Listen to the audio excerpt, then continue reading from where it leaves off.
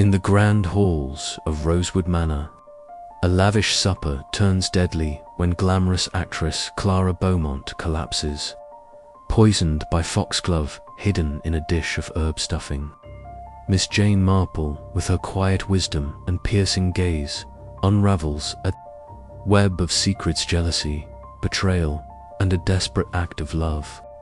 Was it the scorned lady of the house, the smitten host, the nervous maid, or someone closer still?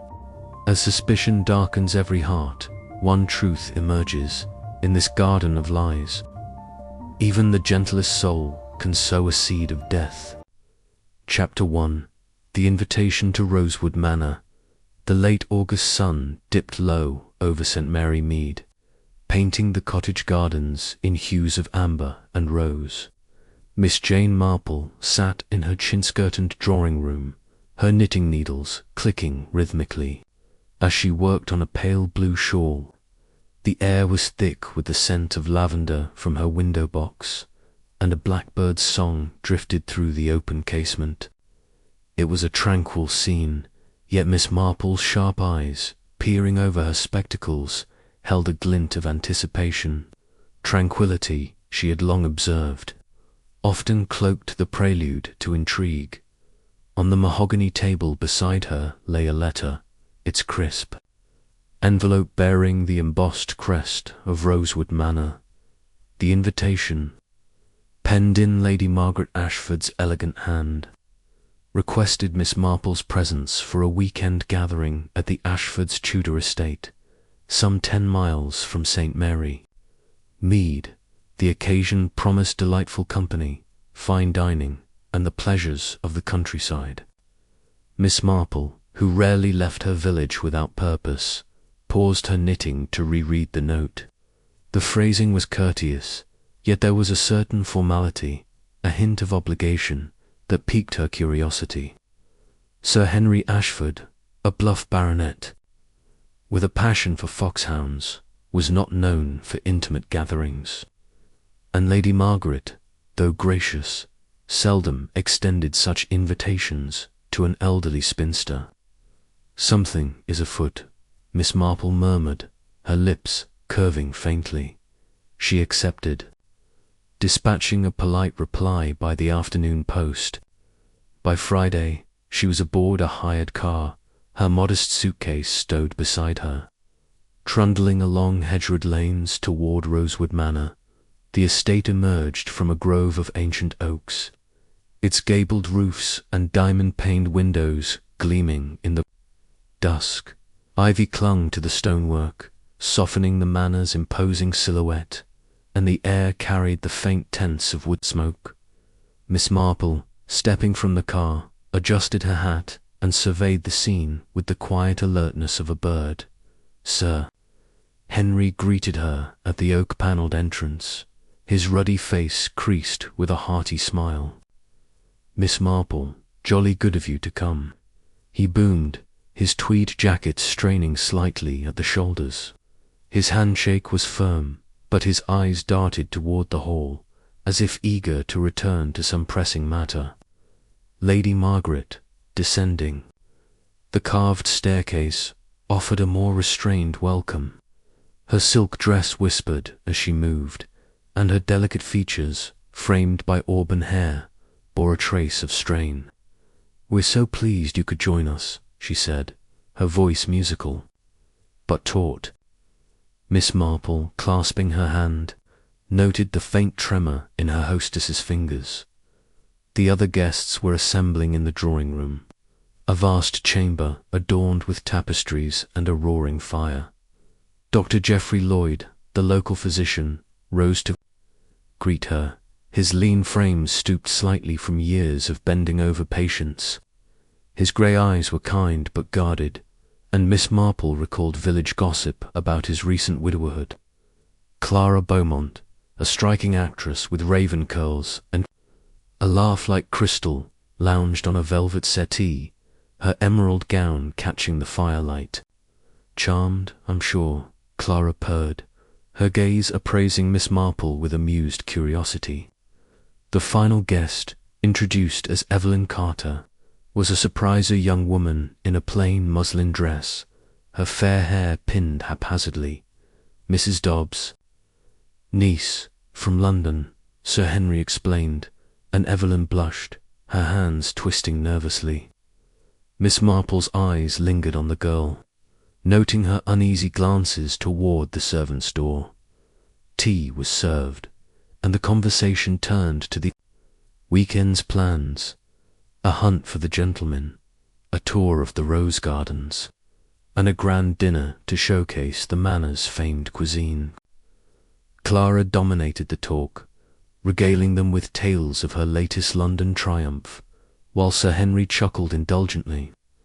Lady Margaret, however, seemed preoccupied, her teacup rattling faintly in its saucer. Dr. Lloyd spoke little, though Miss Marple caught him watching Clara with an unreadable expression. Evelyn, seated near the hearth, barely touched her scone, her eyes flitting to the door each time a maid entered. As the group dispersed to dress for dinner, Miss Marple lingered, ostensibly to admire a portrait of a stern Ashford ancestor. In truth, she was observing the household's undercurrents. Sir Henry's joviality felt forced, Lady Margaret's poise brittle. Clara's vivacity had a calculated edge, as if she played to an unseen audience. Dr. Lloyd's reticence suggested private troubles, and Evelyn's agitation hinted at more than youthful shyness. A curious assembly, Miss Marple mused, her needles resuming their soft clack in her mind's eye. She sensed the manor held secrets, and her weekend, far from restful, promised to test her gift for unraveling them. Chapter 2. The fatal supper. The dining room at Rosewood Manor glowed with the soft radiance of candlelight. Its long mahogany table, set with gleaming silver and delicate Wedgwood china. Crystal chandeliers cast prisms across the damask walls, and a fire crackled in the immense hearth, warding off the chill of the late August evening. Miss Jane Marple, seated between Dr. Geoffrey Lloyd and Sir Henry Ashford, adjusted her lace shawl and surveyed the scene with her customary quiet alertness. The air was rich with the aroma of roasted pheasant, and the promise of a sumptuous meal hung over the assembled company like a delicate veil. Yet beneath the elegance, Miss Marple sensed a tension, as palpable as the faint creak of the manor's ancient timbers. Sir Henry, at the head of the table, was in high spirits, his ruddy face flushed with claret as he regaled the guests with tales of his latest hunt. A fine stag, I tell you, gave us a merry chase across the downs, he boomed, his moustache twitching with enthusiasm. Lady Margaret, opposite him, smiled thinly, her auburn hair catching the candlelight as she toyed with her wineglass. Her eyes, Miss Marple noted, rarely met her husband's, lingering instead on the actress, Clara Beaumont, who sat to Sir Henry's right. Clara was a vision in emerald silk, her dark curls cascading over one shoulder as she leaned toward Sir Henry, her laughter bright and infectious. "Oh, Sir Henry, you do paint a vivid picture," she exclaimed, her voice carrying the practiced cadence of the stage. "I vow I'd have fainted at the sight of such a beast." Her hand brushed Sir Henry's sleeve, a gesture that did not escape Lady Margaret's notice. The hostess's lips tightened, and her fork paused mid-air, the tines glinting like a warning. Dr. Lloyd, to Miss Marple's left, was more reserved, his grey eyes fixed on his plate as he listened to the banter. He was a man of middle years, his lean face marked by the quiet weariness of one who had seen too many sick beds. Miss Marple, ever adept at drawing out the reticent, ventured a gentle remark. "You must find these country gatherings a pleasant change, Dr. Lloyd, after your demanding practice." He glanced at her, his expression softening. "Indeed, Miss Marple, though I confess I'm more at ease with patients than with pheasants." His smile was faint, but there was a warmth in it, and Miss Marple filed away the observation that he was a man of sincerity, if not candour. The final guest, Evelyn Carter, was not seated at the table, but hovered at the room's edges, assisting the maids with the service. Her plain muslin dress stood in stark contrast to the opulence around her, and her movements were jerky, as if she feared drawing attention. Miss Marple watched as Evelyn carried a silver tureen of soup to the sideboard, her hands trembling so violently that the lid rattled. The girl's fair hair was pinned loosely, and a stray lock fell across her flushed cheek as she darted a glance toward the table. Miss Marple's keen eyes caught the look a mixture of anxiety and something deeper. Perhaps resentment, and she wondered what burden the young woman carried.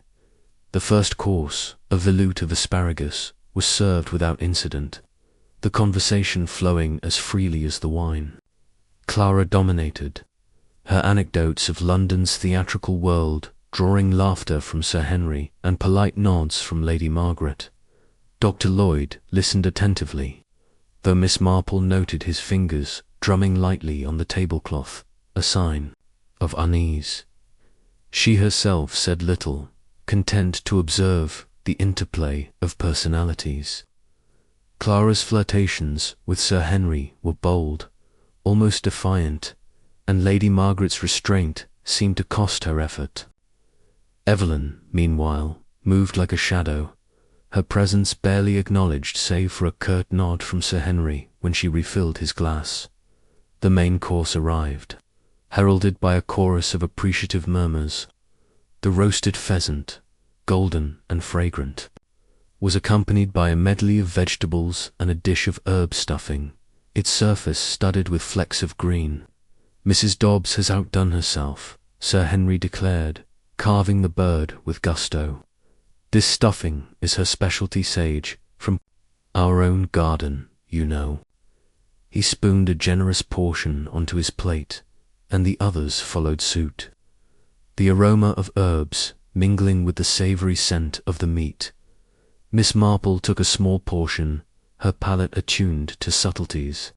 The stuffing was indeed flavourful, its texture moist and its taste robust, with a hint of something unfamiliar, faint bitterness that lingered on the tongue. She paused, her fork hovering, and glanced around the table. Sir Henry ate heartily, as did Clara, who praised the dish with theatrical enthusiasm. Lady Margaret picked at her food, her expression distant, while Dr. Lloyd chewed slowly, his brow furrowed as if analysing each bite.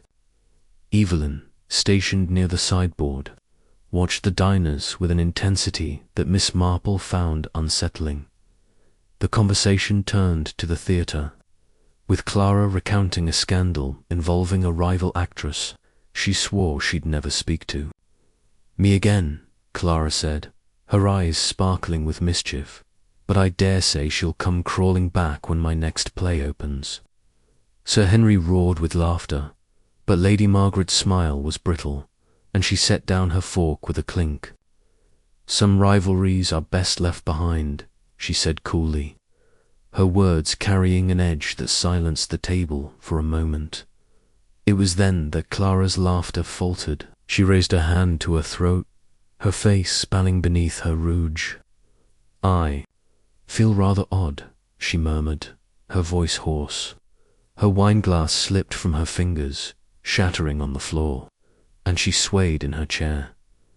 Dr. Lloyd was at her side in an instant, his medical instincts overriding his reserve. "Clara, what is it?" he asked, grasping her wrist to check her pulse. The room erupted in confusion. Sir Henry pushed back his chair, his face reddening with alarm, while Lady Margaret rose, her hands clasped tightly. Evelyn froze, the tureen in her hands slipping to the sideboard with a thud. Miss Marple remained seated, her eyes darting from Clara's ashen face to the plates of half-eaten food. The actress's breathing grew labored, her eyes wide with panic. "Help me," she gasped, clutching Dr. Lloyd's arm. "Poison." Dr. Lloyd said under his breath, his voice barely audible. He eased Clara to the floor, loosening her collar as her limbs began to convulse. "Fetch my bag quickly." He barked at a maid, who scurried from the room. Sir Henry, regaining his composure, bellowed for the servants to seal the kitchen. "No one leaves this house," he roared, his hunting instincts turning to command. Miss Marple, her heart steady despite the chaos, leaned forward to study Clara's plate. The remnants of the stuffing lay in a small heap, its green flecks stark against the white china. She inhaled discreetly, detecting a faint, acrid scent, not sage, but something sharper, more sinister. Foxglove, she thought, her mind racing to her gardening knowledge. The plant's leaves, deceptively similar to sage when dried, were deadly in even small doses. Digitalis, the poison derived from foxglove, could stop a heart with ruthless efficiency. Dr. Lloyd worked frantically, but Clara's convulsions weakened, her breaths coming in shallow gasps. The maid returned with his bag, and he administered a stimulant, but it was too late. Clara's eyes fluttered shut, and her body stilled. Her vibrant beauty reduced to a tragic tableau on the dining room floor. Dr. Lloyd sat back, his face grim. "She's gone," he said, his voice hollow. A stunned silence followed, broken only by Lady Margaret's stifled sob. Sir Henry's bluster vanished, his hands trembling as he stared at the body. Evelyn, still by the sideboard, let out a choked cry and fled the room, her footsteps echoing down the hall. Miss Marple's gaze followed her, noting the girl's panic. Was it grief, fear, or something else? Sir Henry recovered first, his voice hoarse. "This is monstrous. Someone has done this deliberately." He turned to the butler, a stooped man, named Parsons, who hovered near the door. "Summon the constable at once, and lock the kitchen. No one touches a thing." Parsons nodded, his face pale, and hurried away.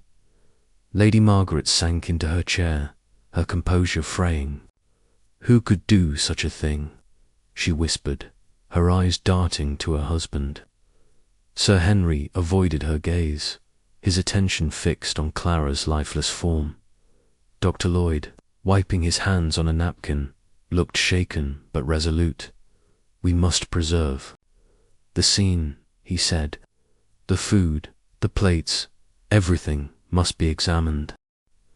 Miss Marple, her knitting bag at her feet, folded her hands in her lap and observed the room's occupants. Sir Henry's shock seemed genuine, but his earlier flirtations with Clara suggested complications. Lady Margaret's distress was tinged with something harder, anger perhaps, or guilt.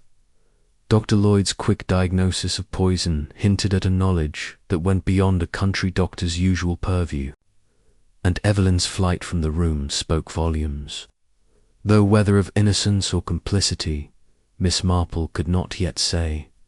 The servants, clustered near the door, whispered among themselves, their eyes wide with fear. Mrs. Dobbs, the cook, appeared. In the doorway, her apron twisted in her hands. "What's happened?" she demanded, her voice rough with alarm. Sir Henry rounded on her. "Your stuffing, woman. It's killed Miss Beaumont." Mrs. Dobbs recoiled, her ruddy face draining of colour. "That's a lie," she cried. "I used naught but sage, I swear it." Miss Marple's mind turned to the herb garden she had glimpsed from her window, a neat plot behind the kitchen, where sage and foxglove might grow side by side. The similarity between the plants was striking, especially to an untrained eye. Had Mrs. Dobbs made a fatal error?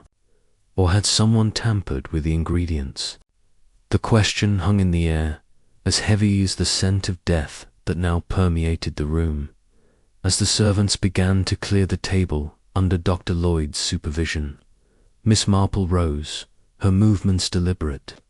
"I believe I shall retire," she said softly, though her eyes were anything but tired. Sir Henry nodded distractedly, and Lady Margaret offered a wan smile.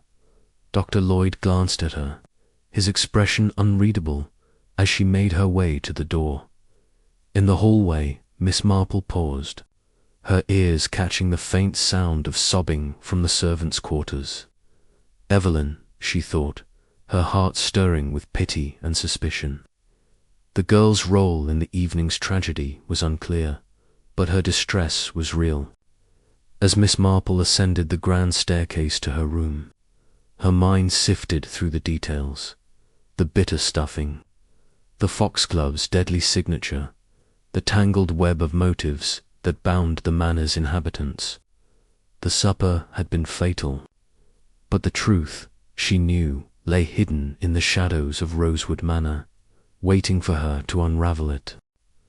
Chapter 3. The Shadow of Suspicion. The morning after Clara Beaumont's death dawned grey and heavy over Rosewood Manor, the sky a leaden canopy that mirrored the mood within its ancient walls. Mist clung to the lawns, curling round the gnarled oaks like ghostly fingers, and the air carried a damp chill that seeped into the bones. Miss Jane Marple, seated in the morning room with a cup of tea, gazed through the mullioned windows, her knitting needles idle in her lap. The house was awake, but its pulse was sluggish, as if the tragedy of the previous night had drained its vitality.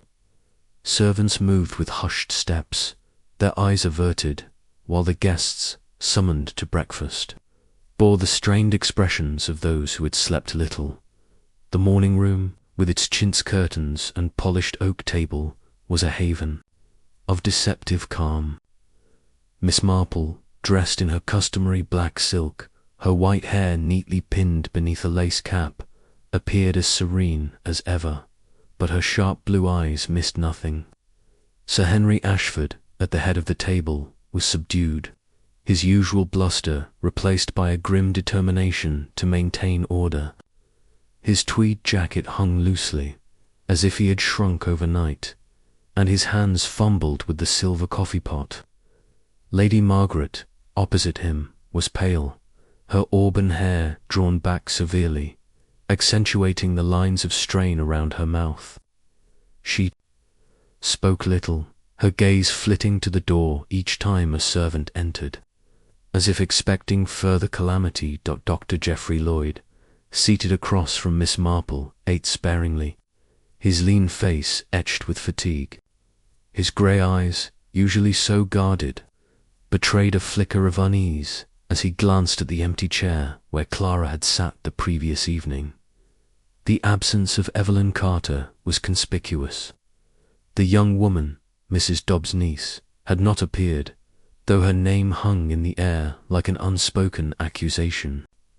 Miss Marple sipped her tea, noting the undercurrents of suspicion that rippled through the room.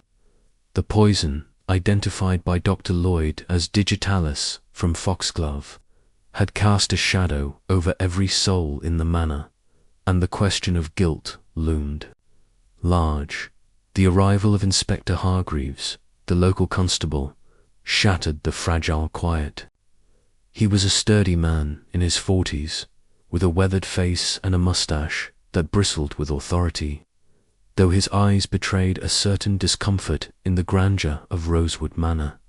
He entered with a notebook in hand, flanked by a young sergeant, who looked barely out of boyhood.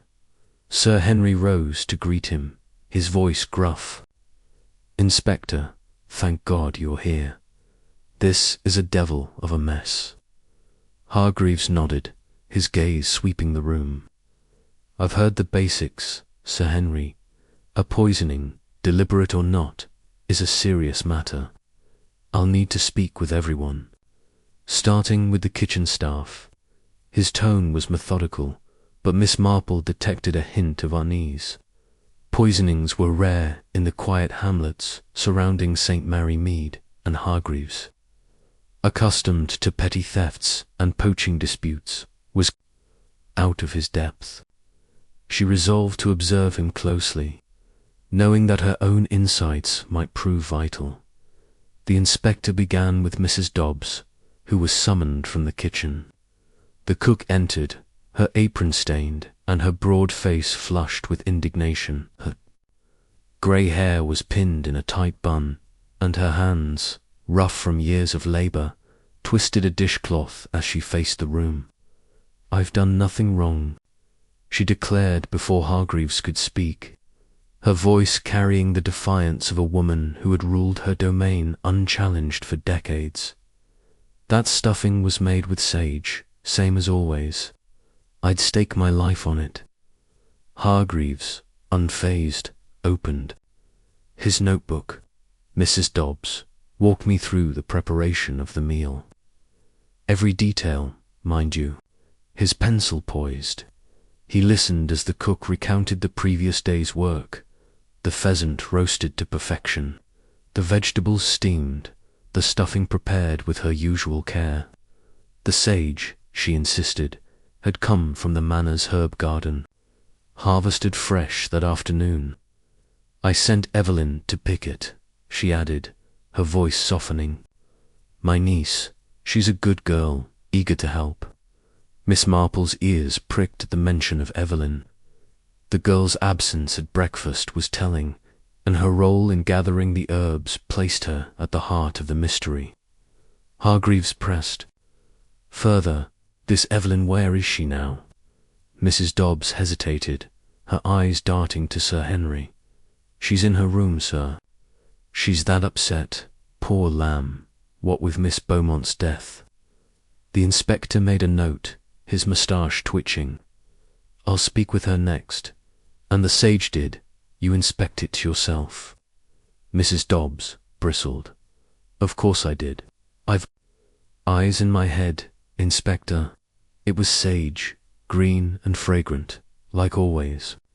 Her certainty was fierce, but Miss Marple noted a flicker of doubt in her eyes, as if the weight of the tragedy had planted a seed of fear. Hargreaves dismissed Mrs. Dobbs with a curt nod, turning his attention to the guests. Sir Henry, as host, was questioned first. He leaned back in his chair, his hands clasped tightly. "Clara was a charming woman," he said, his voice heavy. "We were all fond of her. I can't imagine why anyone would wish her harm." His words were measured, but Miss Marple detected a tremor in his tone, and she recalled his flirtations with Clara the previous evening. Hargreaves, less observant, pressed on. "Any quarrels, Sir Henry? Any reason someone might tamper with the food?" Sir Henry's face reddened. "Quarrels? None worth mentioning. Clara was lively, perhaps a bit forward, but that's the theatre crowd for you." He glanced at Lady Margaret, who stared at her plate, her expression unreadable. Miss Marple's needles, though still in her lap, seemed to click in her mind as she noted the unspoken tension between husband and wife. Sir Henry's dalliance with Clara, however fleeting, had not gone unnoticed by his wife, and jealousy, Miss Marple knew, could be a potent motive. Lady Margaret was questioned next, her voice low and controlled. "I barely knew Miss Beaumont," she said, her fingers smoothing the tablecloth. "She was Sir Henry's guest, invited for her." Charm, the pause was deliberate, and Miss Marple saw Dr. Lloyd's jaw tighten. Hargreaves, oblivious to the barb, asked about the meal. "Did you notice anything unusual, Lady Margaret? A strange taste, perhaps?" She shook her head. "I ate little of the stuffing. I found it rather strong." Her words were clipped, and Miss Marple wondered if her restraint masked a deeper emotion, anger, fear, or perhaps guilt. Dr. Lloyd's turn came, and he faced the inspector with a weary calm. "I identified the poison as digitalis," he said, his voice steady. "It's derived from foxglove, a plant common in gardens. The symptoms, nausea, convulsions, heart failure, were unmistakable." Hargreaves raised an eyebrow. "You're quick to diagnose, Doctor. Ever seen a case like this before?" Lloyd's eyes flickered. "Once, years ago, in a hospital. An overdose of digitalis, prescribed in error. Clara's case was more acute." His hesitation was brief, but Miss Marple caught it, filing it away with her growing list of observations. The doctor went on to describe Clara's health, revealing that she had consulted him a week prior. "She complained of palpitations," he said, "but I found no serious condition. Nerves, I thought, given her profession." Hargreaves scribbled furiously, then asked, "Did she mention enemies? Anyone who might wish her harm?" Lloyd shook his head, but his fingers drummed on the table, a gesture Miss Marple had noted the previous evening. She was anxious, he admitted, but she gave no specifics.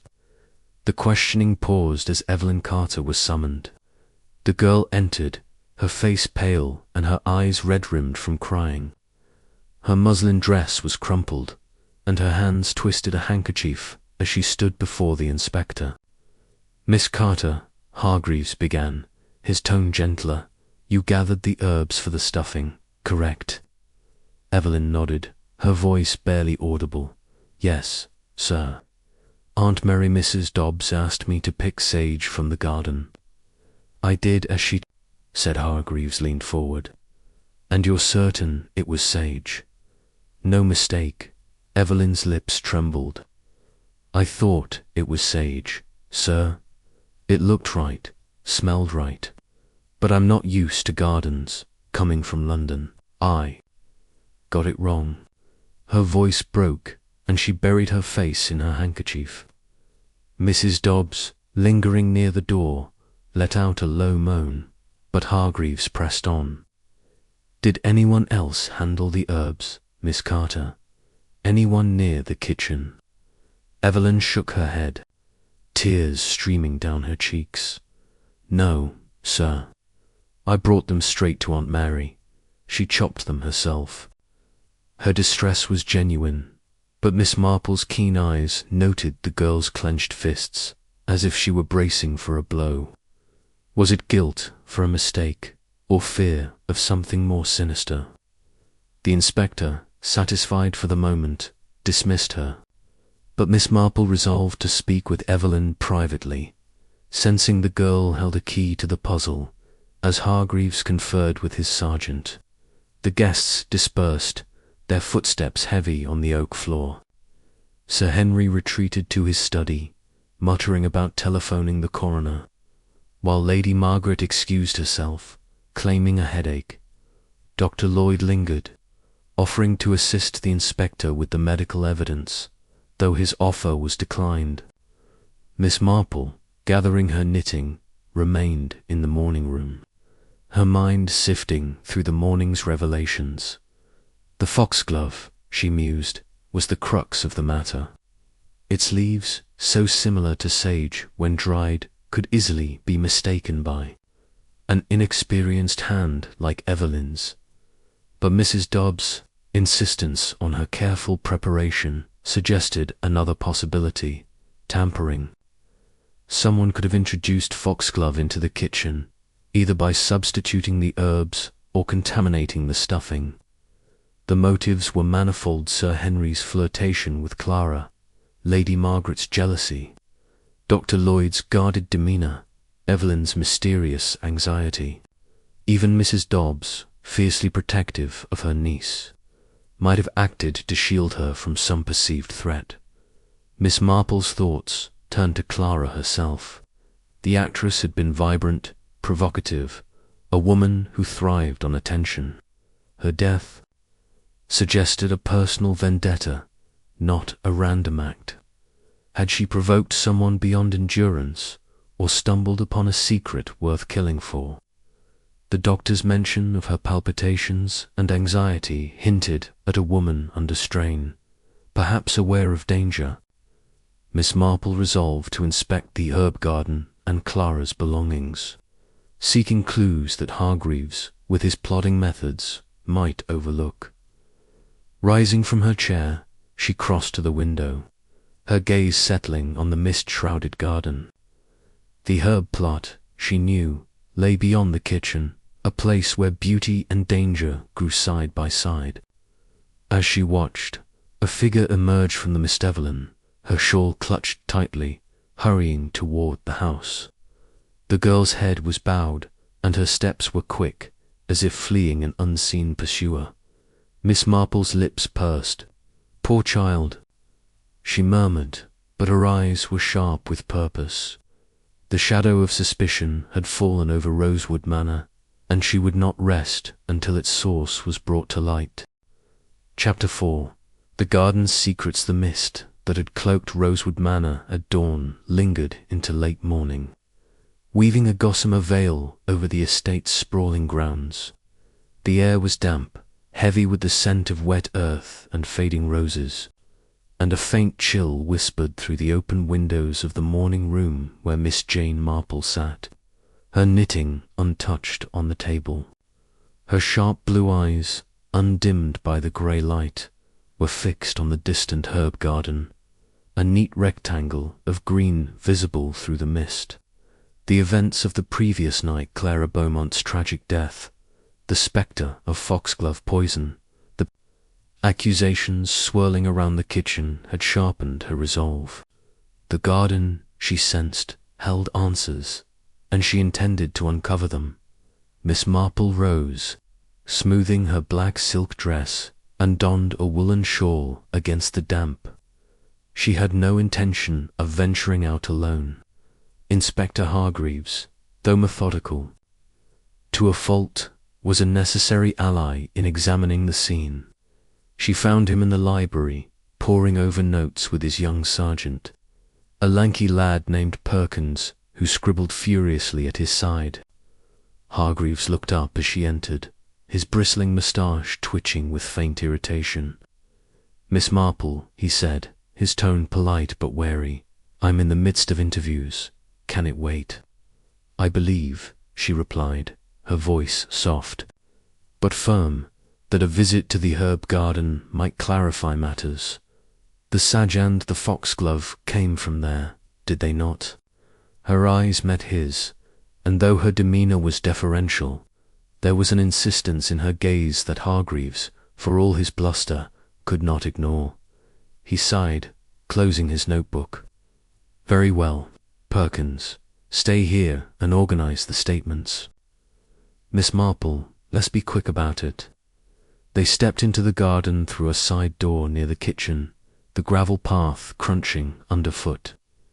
The herb garden was a charming plot, bordered by low boxwood hedges and divided into precise beds. Rosemary and thyme flourished in tidy rows, their aromas mingling with the sharper notes of mint and lavender. At the garden's heart stood a patch of sage, its silvery leaves soft to the touch, and beside it, almost mockingly close, a cluster of foxglove plants, their tall spikes adorned with purple bells. Miss Marple paused, her gloved hand hovering over the sage. "How very alike they look," she murmured, "especially in the fading light." Hargreaves, squinting at the plants, grunted. "A mistake, then." The girl levelly picked the wrong leaves, careless, but not criminal. His tone was dismissive, but Miss Marple's lips pursed. "Perhaps," she said, "but carelessness does not explain how foxglove reached the stuffing." Mrs. Dobbs was adamant about her methods. She knelt, her movements surprisingly spry for her age, and examined the soil around the foxglove. The earth was disturbed, as if recently dug, and a few leaves lay scattered, their edges curling. "Someone has been here," she observed, "and not long ago." Hargreaves frowned, crouching beside her. Could be the gardener, or Evelyn when she picked the herbs. He brushed the soil with his fingers, uncovering a small, broken stem. Nothing conclusive. Miss Marple did not argue, but her mind was racing. The proximity of the plants suggested an accident was possible, but the tampered soil hinted at intent. She stood, brushing her gloves, and turned her attention to the garden's edges, where a low stone wall separated it from the kitchen yard. A narrow gate, its hinges rusted, stood ajar, offering easy access to anyone familiar with the manor's layout as they circled the plot. A figure appeared at the kitchen door, Revelyn Carter, her muslin dress damp from the mist, her fair hair clinging to her flushed cheeks. She froze at the sight of them, her hands clutching a basket of laundry. "Oh," she gasped, her eyes darting to the herb garden. I didn't expect anyone here."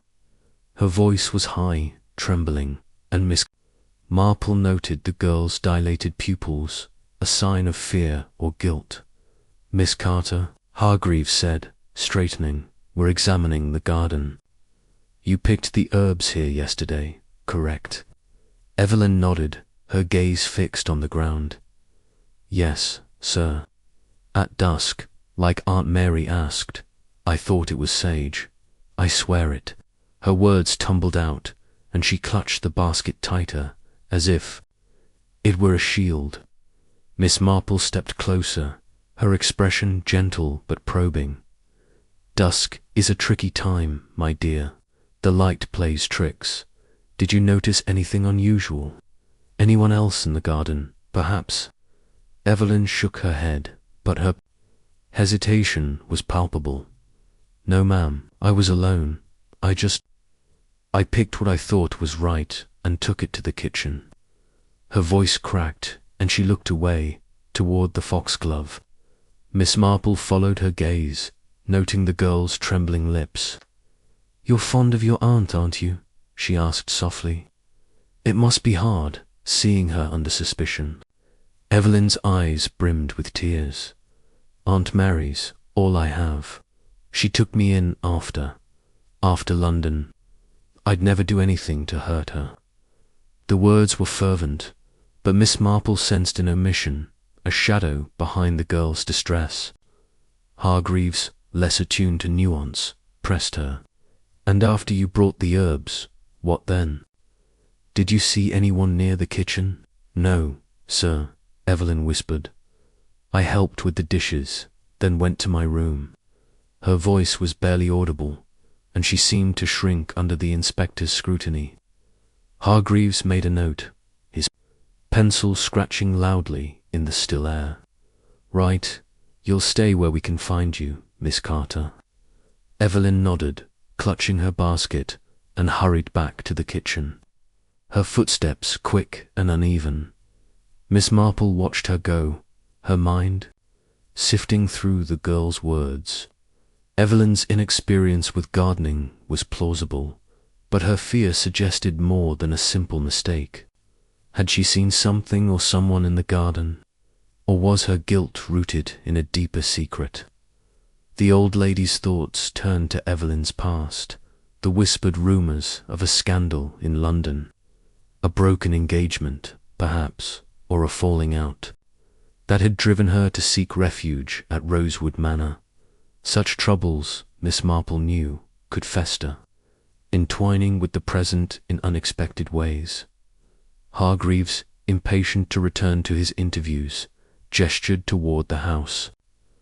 "I've seen enough.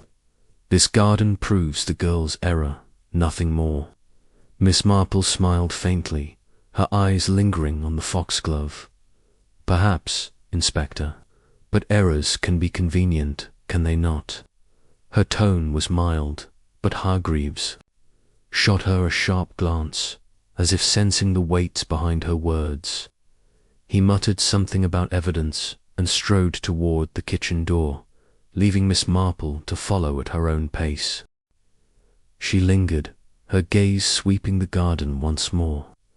The disturbed soil, the broken stem, The open gate-all pointed to activity beyond Evelyn's herb gathering. Someone had been here, perhaps to ensure the fatal leaves reached the kitchen. The question was who and why. Sir Henry's flirtations with Clara suggested a motive for Lady Margaret, whose icy demeanor masked a fierce pride. Dr. Lloyd's quick diagnosis of digitalis hinted at a knowledge that might extend beyond medicine, and Mrs. Dobbs, fiercely protective of her niece, might have acted to shield Evelyn from some perceived threat. Even Clara herself, with her theatrical provocations, could have provoked a deadly response. Miss Marple's thoughts were interrupted by a rustle at the garden's edge. She turned, her heart quickening, but it was only a groundskeeper, an elderly man with a rake, tending the borders. He tipped his cap, his weathered face expressionless. "Morning, ma'am. Sad business, this." Miss Marple nodded, her smile polite. "Indeed. Do you tend the herbs as well?" The man shook his head. "Not me, ma'am. That's Mrs. Dobbs' domain. She don't like no one meddling with her plants." His words were casual, but Miss Marple filed them away. Mrs. Dobbs' control over the garden made tampering more difficult, but not impossible. Returning to the house, Miss Marple sought out the morning room, where Lady Margaret sat alone, a letter half written before her. The hostess looked up, her face pale but composed. "Miss Marple," she said, her voice low, "this is a dreadful affair. I trust the inspector is making progress." Her tone was courteous, but her eyes were guarded, and Miss Marple sensed a question beneath the words. "He is thorough," she replied, settling into a chair. "The garden is most interesting. Such a variety of plants, so close together." Lady Margaret's pen paused. "The herb garden. Mrs. Dobbs is proud of it, though I confess I leave such matters to her." Her smile was tight, and Miss Marple noted the slight tremor in her hand. "A wise choice," she said, her tone light. "Plants can be deceptive, can they not?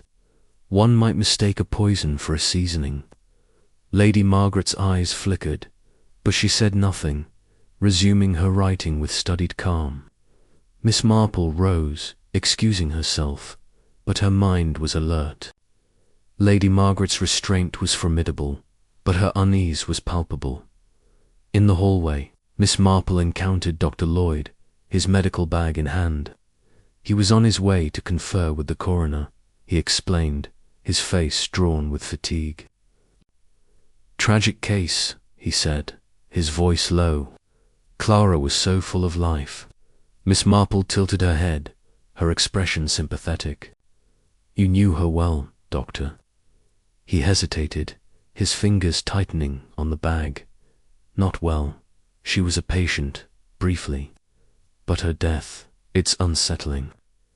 His words were guarded, and Miss Marple sensed a reluctance to elaborate. She let the moment pass, but her curiosity deepened.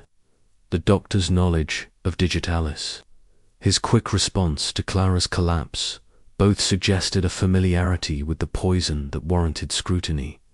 As the day wore on, Miss Marple retired to her room, her knitting resumed as a pretext for reflection.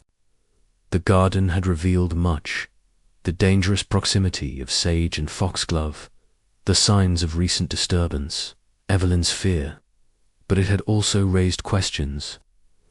Had the foxglove been deliberately harvested, or was the mistake genuine? Who had access to the garden, and who stood to gain from Clara's death? The manor's inhabitants, Sir Henry with his roving eye, Lady Margaret with her wounded pride, Dr. Lloyd with his guarded secrets, Mrs. Dobbs with her fierce loyalty, Evelyn with her haunted pastel, were threads in a tangled web. Clara, too, had played a role. Her provocations, perhaps the spark that ignited a deadly intent. Miss Marple's needles clicked softly, her mind weaving the clues into a pattern. The garden's secrets were not yet fully unveiled, but she was certain of one thing. The truth lay not in the plants themselves, but in the human hearts that had turned their beauty into poison. She would watch, listen, and wait for the next thread to unravel. Chapter 5. The Cook's Confession. The afternoon light filtered weakly through the tall windows of Rosewood Manor's drawing room, casting long shadows across the polished parquet floor. The mist that had shrouded the estate all morning had lifted, but a sombre pall remained, as if the very walls mourned Clara Beaumont's untimely death. Miss Jane Marple sat in a high-backed chair near the fireplace, her knitting bag at her feet, though her needles lay idle, her sharp blue eyes, framed by the delicate lines of age, moved from one occupant of the room to another, reading the unspoken tensions as clearly as words on a page. The air was thick with suspicion, and the drawing-room, with its heavy velvet drapes and ancestral portraits, felt like a stage set for a reckoning. Inspector Hargreaves had called the household together, his brusque manner softened by a growing awareness of the case's complexity. His notebook, now filled with cramped handwriting, lay open on a mahogany side table, and his sergeant, Perkins, stood by the door, his youthful face taut with concentration. Sir Henry Ashford paced near the hearth, his ruddy complexion dulled by strain, while Lady Margaret sat stiffly on a brocade sofa, her hands folded tightly in her lap. Dr. Geoffrey Lloyd leaned against a bookcase, his lean frame tense, his grey eyes fixed on the floor. Evelyn Carter, summoned from the servants' quarters, hovered near the back, her muslin dress wrinkled and her fair hair escaping its pins. Her red-rimmed eyes darted nervously, avoiding the stern gaze of her aunt, Mrs. Dobbs, who stood before the group like a defendant at trial. The cook's broad figure dominated the room, her apron discarded but her hands still bearing the faint flour dust of her trade. Her grey hair was pulled into a severe bun, and her ruddy face, usually a mask of confidence, was etched with defiance and fear. Hargreaves cleared his throat, his moustache bristling as he addressed her. "Mrs. Dobbs, we've established that the stuffing contained foxglove, not sage. You prepared it, and you claim the herbs were gathered by your niece. I need the truth, woman, every detail, no omissions." Mrs. Dobbs drew herself up, her voice ringing with indignation. "I've told you, Inspector, I used sage, same as I've done for 20 years in this house. I'd sooner cut off my own hand than poison a guest." Her words were fierce, but Miss Marple noted the slight quiver in her jaw, a crack in her formidable armour. Hargreaves, unmoved, flipped through his notes. "You sent Evelyn to the garden at dusk, knowing she's no gardener. Why not go yourself?" The cook's eyes flashed. "I was up to my elbows in pastry, that's why." The kitchen was a madhouse, with the pheasant to roast and the saucers to mind. "Evelyn's a willing girl, and I trusted her to pick what I needed." Her voice softened at her niece's name, and she glanced at Evelyn, who shrank further into the shadows. Miss Marple's gaze followed, noting the girl's trembling hands clutching a handkerchief. The bond between aunt and niece was evident, but so was Evelyn's distress. A silent plea for protection or, perhaps, absolution. Hargreaves pressed on, his tone sharp. "And when she brought the herbs, did you check them? Smell them? Taste?" "Them?" Mrs. Dobbs hesitated, her hands twisting together. I gave them a glance. They looked right green, leafy, like sage. I was in a rush, Inspector. Dinner was near serving, and Sir Henry Dontaby delays." Her admission hung in the air, and Sir Henry, pausing his pacing, shot her a glare. Don't drag me into this, Mrs. Dobbs. Your carelessness cost a woman her life. The cook's face flushed crimson. Carelessness? I'll not have it. My kitchens run like clockwork, and no one's ever taken ill before. Her voice rose, and Lady Margaret, stirring on the sofa, spoke for the first time, her tone icy. Yet someone is dead, Mrs. Dobbs, and it was your dish that killed her. The accusation was soft but cutting, and Mrs. Dobbs recoiled as if struck. Evelyn let out a small, choked sob, drawing all eyes to her. Miss Marple's heart stirred with pity, but her mind remained alert. Sifting through the interplay of guilt and blame, Hargreaves, sensing the room's rising tension, turned to Evelyn. Miss Carter stepped forward. The girl obeyed, her steps faltering, her eyes fixed on the floor. You've said you thought you picked sage, he continued, but you're not certain. Is there anything you've left out? Anyone you saw near the garden or in the kitchen? Evelyn shook her head, her voice barely audible. No, sir. I was alone in the garden, and I gave the herbs to Aunt Mary. I didn't see anyone else. Her words were mechanical, as if rehearsed, and Miss Marple noted the way her fingers twisted the handkerchief into knots. The inspector's eyes narrowed. You're protecting someone, girl. Your aunt, perhaps. Or is there more to this London business we've heard about? Evelyn's head snapped up, her face paling. There's nothing to tell. I came here to help Aunt Mary, that's all. Her voice cracked, and Mrs. Dobbs stepped forward, her arm outstretched as if to shield her niece. Leave her be, Inspector. She's done no wrong, and I'll not have her badgered. Hargreaves ignored the outburst, but Miss Marple seized the moment, her voice gentle yet incisive. Mrs. Dobbs, you're very fond of Evelyn, aren't you? It's natural to want to protect her, especially after her troubles in London. The cook turned, her eyes wary but softening at the old lady's kindly tone. She's my sister's girl, she said gruffly. All I've got left of family. She needed a fresh start, and I gave her one. Miss Marple nodded, her expression sympathetic but her questions probing. And when she brought the herbs, you were busy, as you said. Did you notice anything unusual about them? A different scent, perhaps, or an odd texture? Mrs. Dobbs frowned, her brow furrowing as she cast her mind back. They seemed right. She said slowly, but I was chopping onions, and the kitchen was full of smells. I trusted Evelyn, and I didn't look close. Her voice faltered, and for the first time, a shadow of doubt crossed her face. The admission was a crack in her defences, and Miss Marple pressed gently. And after you prepared the stuffing, where was it kept? Could anyone have tampered with it? Mrs. Dobbs' eyes widened, her hands clenching. Tampered? No, ma'am, the kitchen's my domain. The stuffing went straight to the oven, and then to the table. No one touched it but me and the maids. Her words were firm, but Miss Marple detected a flicker of uncertainty, as if the possibility of sabotage had only now occurred to her.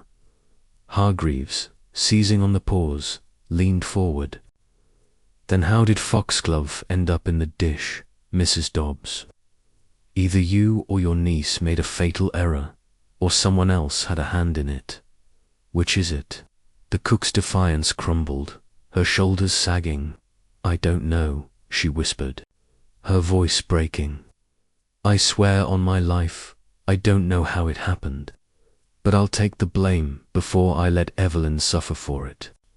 Her words were a confession of loyalty, not guilt, and Evelyn, unable to contain herself, rushed to her aunt's side, sobbing. No, Aunt Mary, it's my fault. I must have picked the wrong leaves.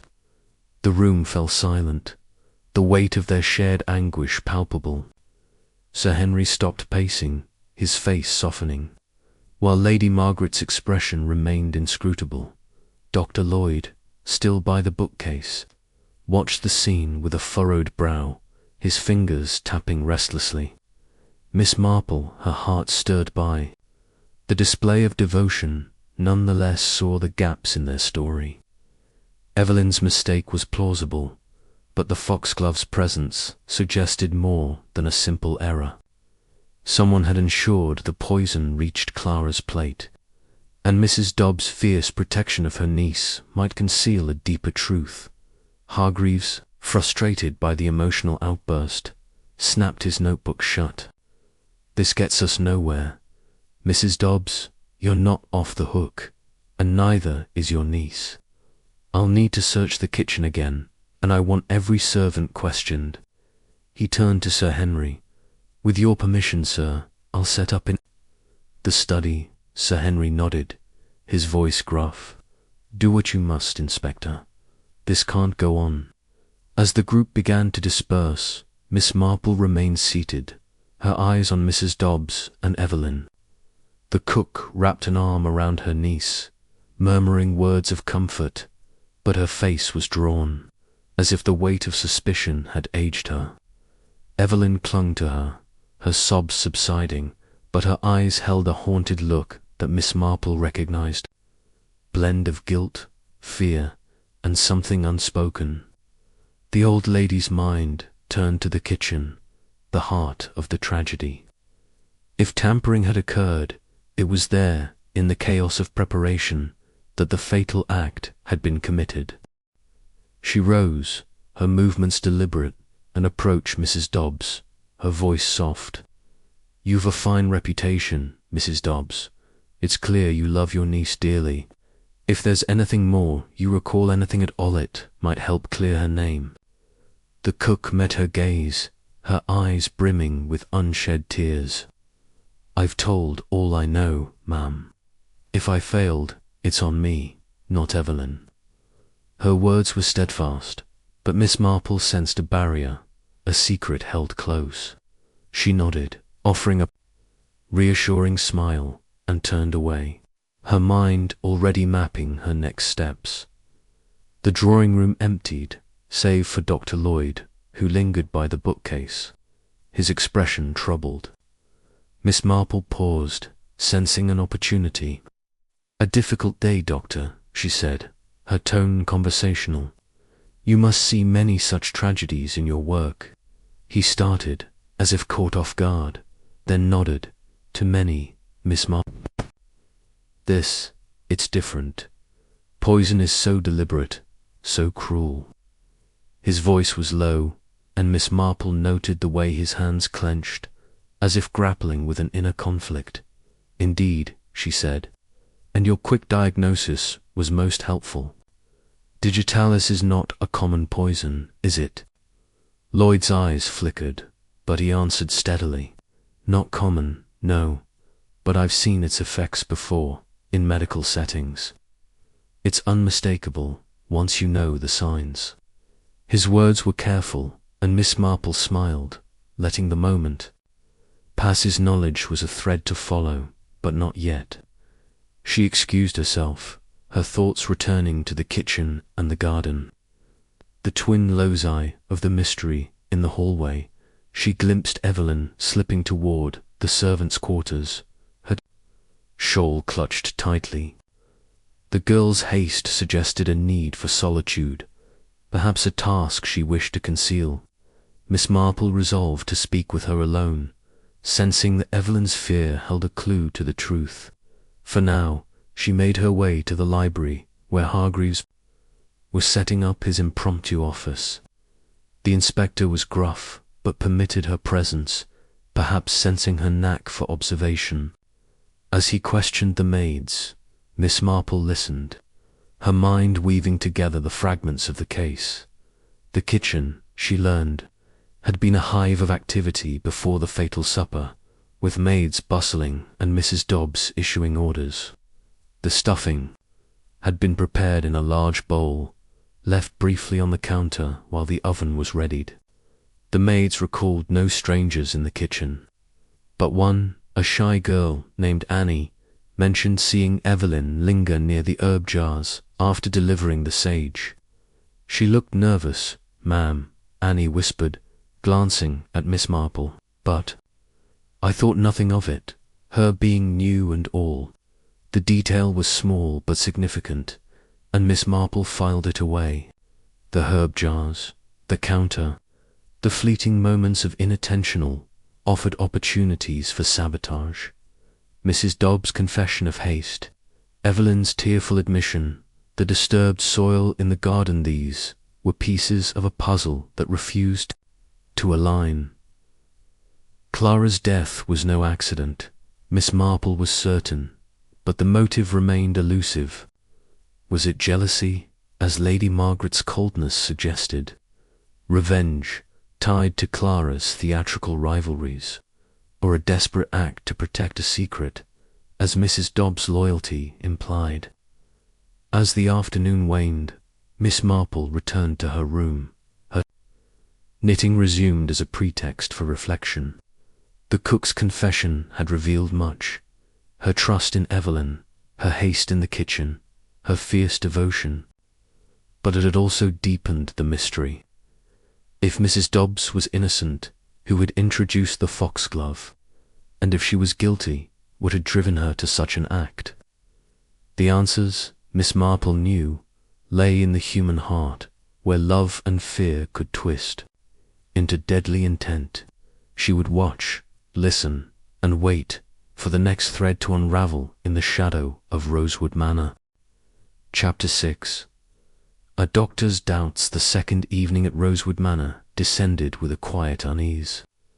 The grand house settling into a hush broken only by the distant creak of floorboards and the soft patter of rain against the windows. The dining room, scene of Clara Beaumont's tragic collapse, was avoided, and dinner was served in the smaller breakfast room, a cosy space with pale green walls and a single chandelier casting a muted glow.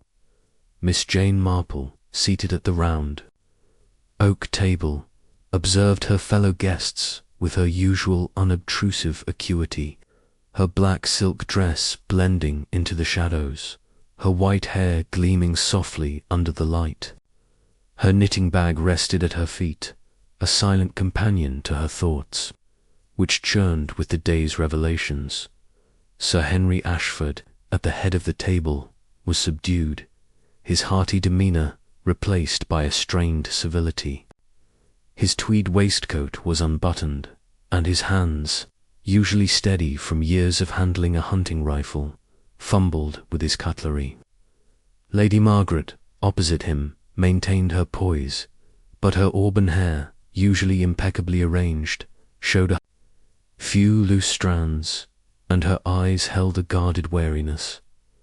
Dr. Geoffrey Lloyd, to Miss Marple's right, ate sparingly, his lean face drawn with fatigue, his grey eyes flickering to the door as if expecting an interruption. Evelyn Carter was absent, confined to the servants' quarters under Inspector Hargreaves' orders, and Mrs. Dobbs, though still in the kitchen, sent out a simple meal of cold meats and salad, a far cry from the previous night's opulence.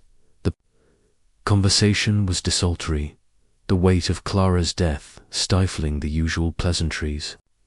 Sir Henry attempted to lighten the mood, recounting a minor anecdote about a wayward fox on the estate, but his words fell flat, and Lady Margaret's tight smile offered little encouragement.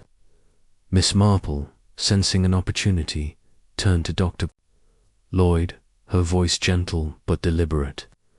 "You must find these gatherings trying, Doctor, after such a tragedy. Your quick thinking last night was remarkable, though sadly in vain." Lloyd glanced at her, his fork pausing mid-air. "I did what I could, Miss Marple," he said, his tone measured. "But poison acts swiftly, especially digitalis. By the time Clara collapsed, it was too late." His words were clinical, but Miss Marple noted a faint tremor in his hand, a sign of inner turmoil. She tilted her head, her expression one of kindly curiosity. Digitalis is a curious choice, is it not? So specific, almost as if the culprit knew its effects. The doctor's eyes narrowed slightly, but he answered with care. It's not uncommon in medical circles, though rare as a poison. Foxglove grows wild in these parts, and its leaves can be mistaken for harmless herbs. An accident, perhaps. His voice was steady, but Miss Marple detected a guardedness, as if he were weighing each word. She nodded, her smile disarming. An accident, indeed. Though one wonders how such a mistake could go unnoticed in a kitchen as meticulous as Mrs. Dobbs. Lloyd said nothing, resuming his meal, but his fingers drummed lightly on the table. A habit Miss Marple had observed before. She let the moment pass, turning her attention to the others. Sir Henry, catching her eye, cleared his throat. This business is a nightmare, Miss Marple. Hargreaves is tearing the place apart, and poor Mrs. Dobbs is beside herself. I can't believe she'd do such a thing deliberately. His tone was gruff, but there was a plea in it, as if he sought reassurance. Lady Margaret stirred, her voice low but sharp. Someone did it deliberately, Henry.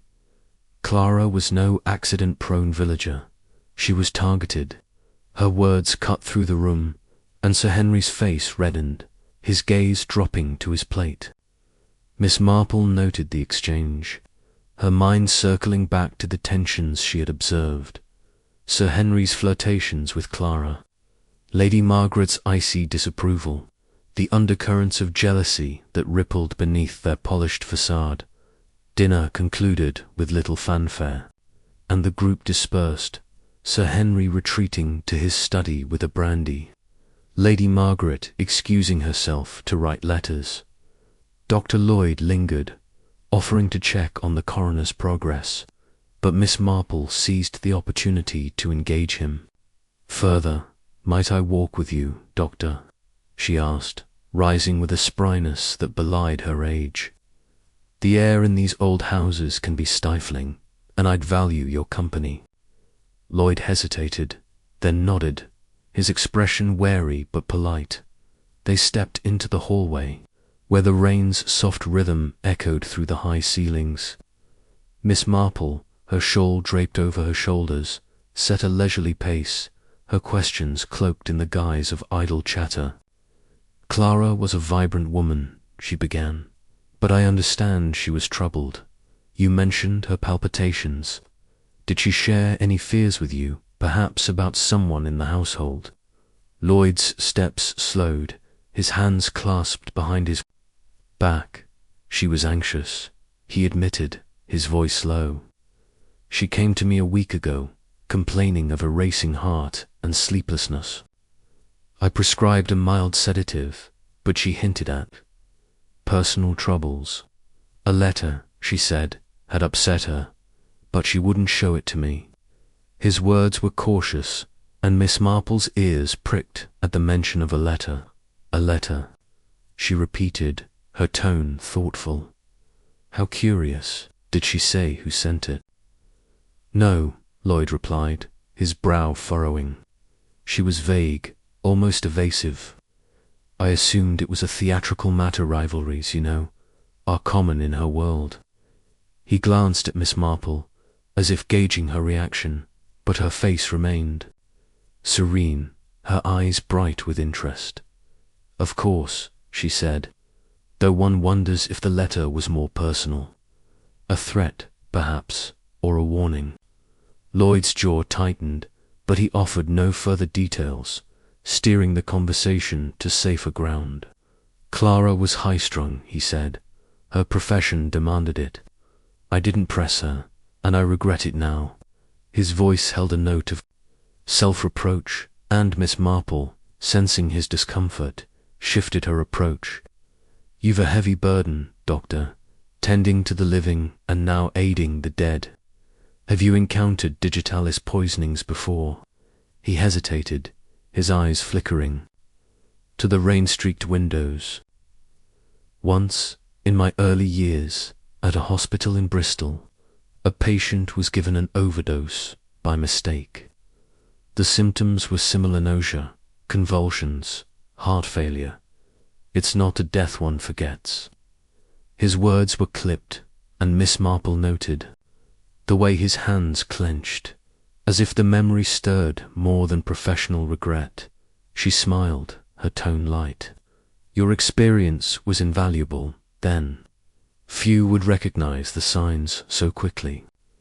Lloyd murmured a vague agreement, and they parted at the staircase, he to the study and she to her room. Miss Marple's mind, however, was far from restful. The letter Clara had mentioned was a new thread, one that suggested a premeditated act, rather than an accidental poisoning. Had Clara been warned of danger, or was the letter itself a catalyst for her death? The doctor's reticence, his familiarity with digitalis, his uneasel hinted at a deeper involvement, though whether as witness, accomplice, or innocent bystander, she could not yet say.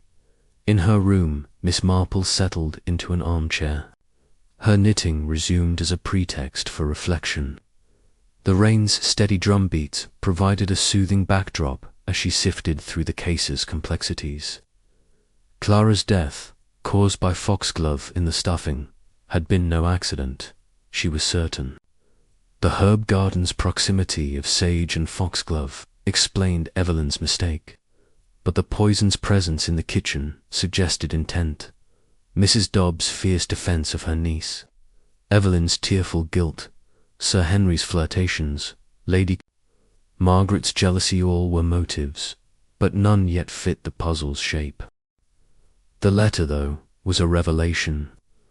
If it existed, it might hold the key to Clara's fears, her enemies, her fate. Miss Marple resolved to search Clara's room, where personal effects might yield clues overlooked by Hargreaves' heavy-handed methods. She rose, her movements deliberate, and made her way to the guest wing, where Clara's room lay at the end of a dimly lit corridor. The door was unlocked, Hargreaves having already searched it, and Miss Marple slipped inside, her heart quickening with the thrill of investigation. The room was a study in theatrical extravagance, with silk scarves draped over the bedposts' perfume, bottles crowding the dressing table, and a trunk overflowing with costumes. The air held a faint trace of Clara's jasmine scent, a poignant reminder of her vibrancy.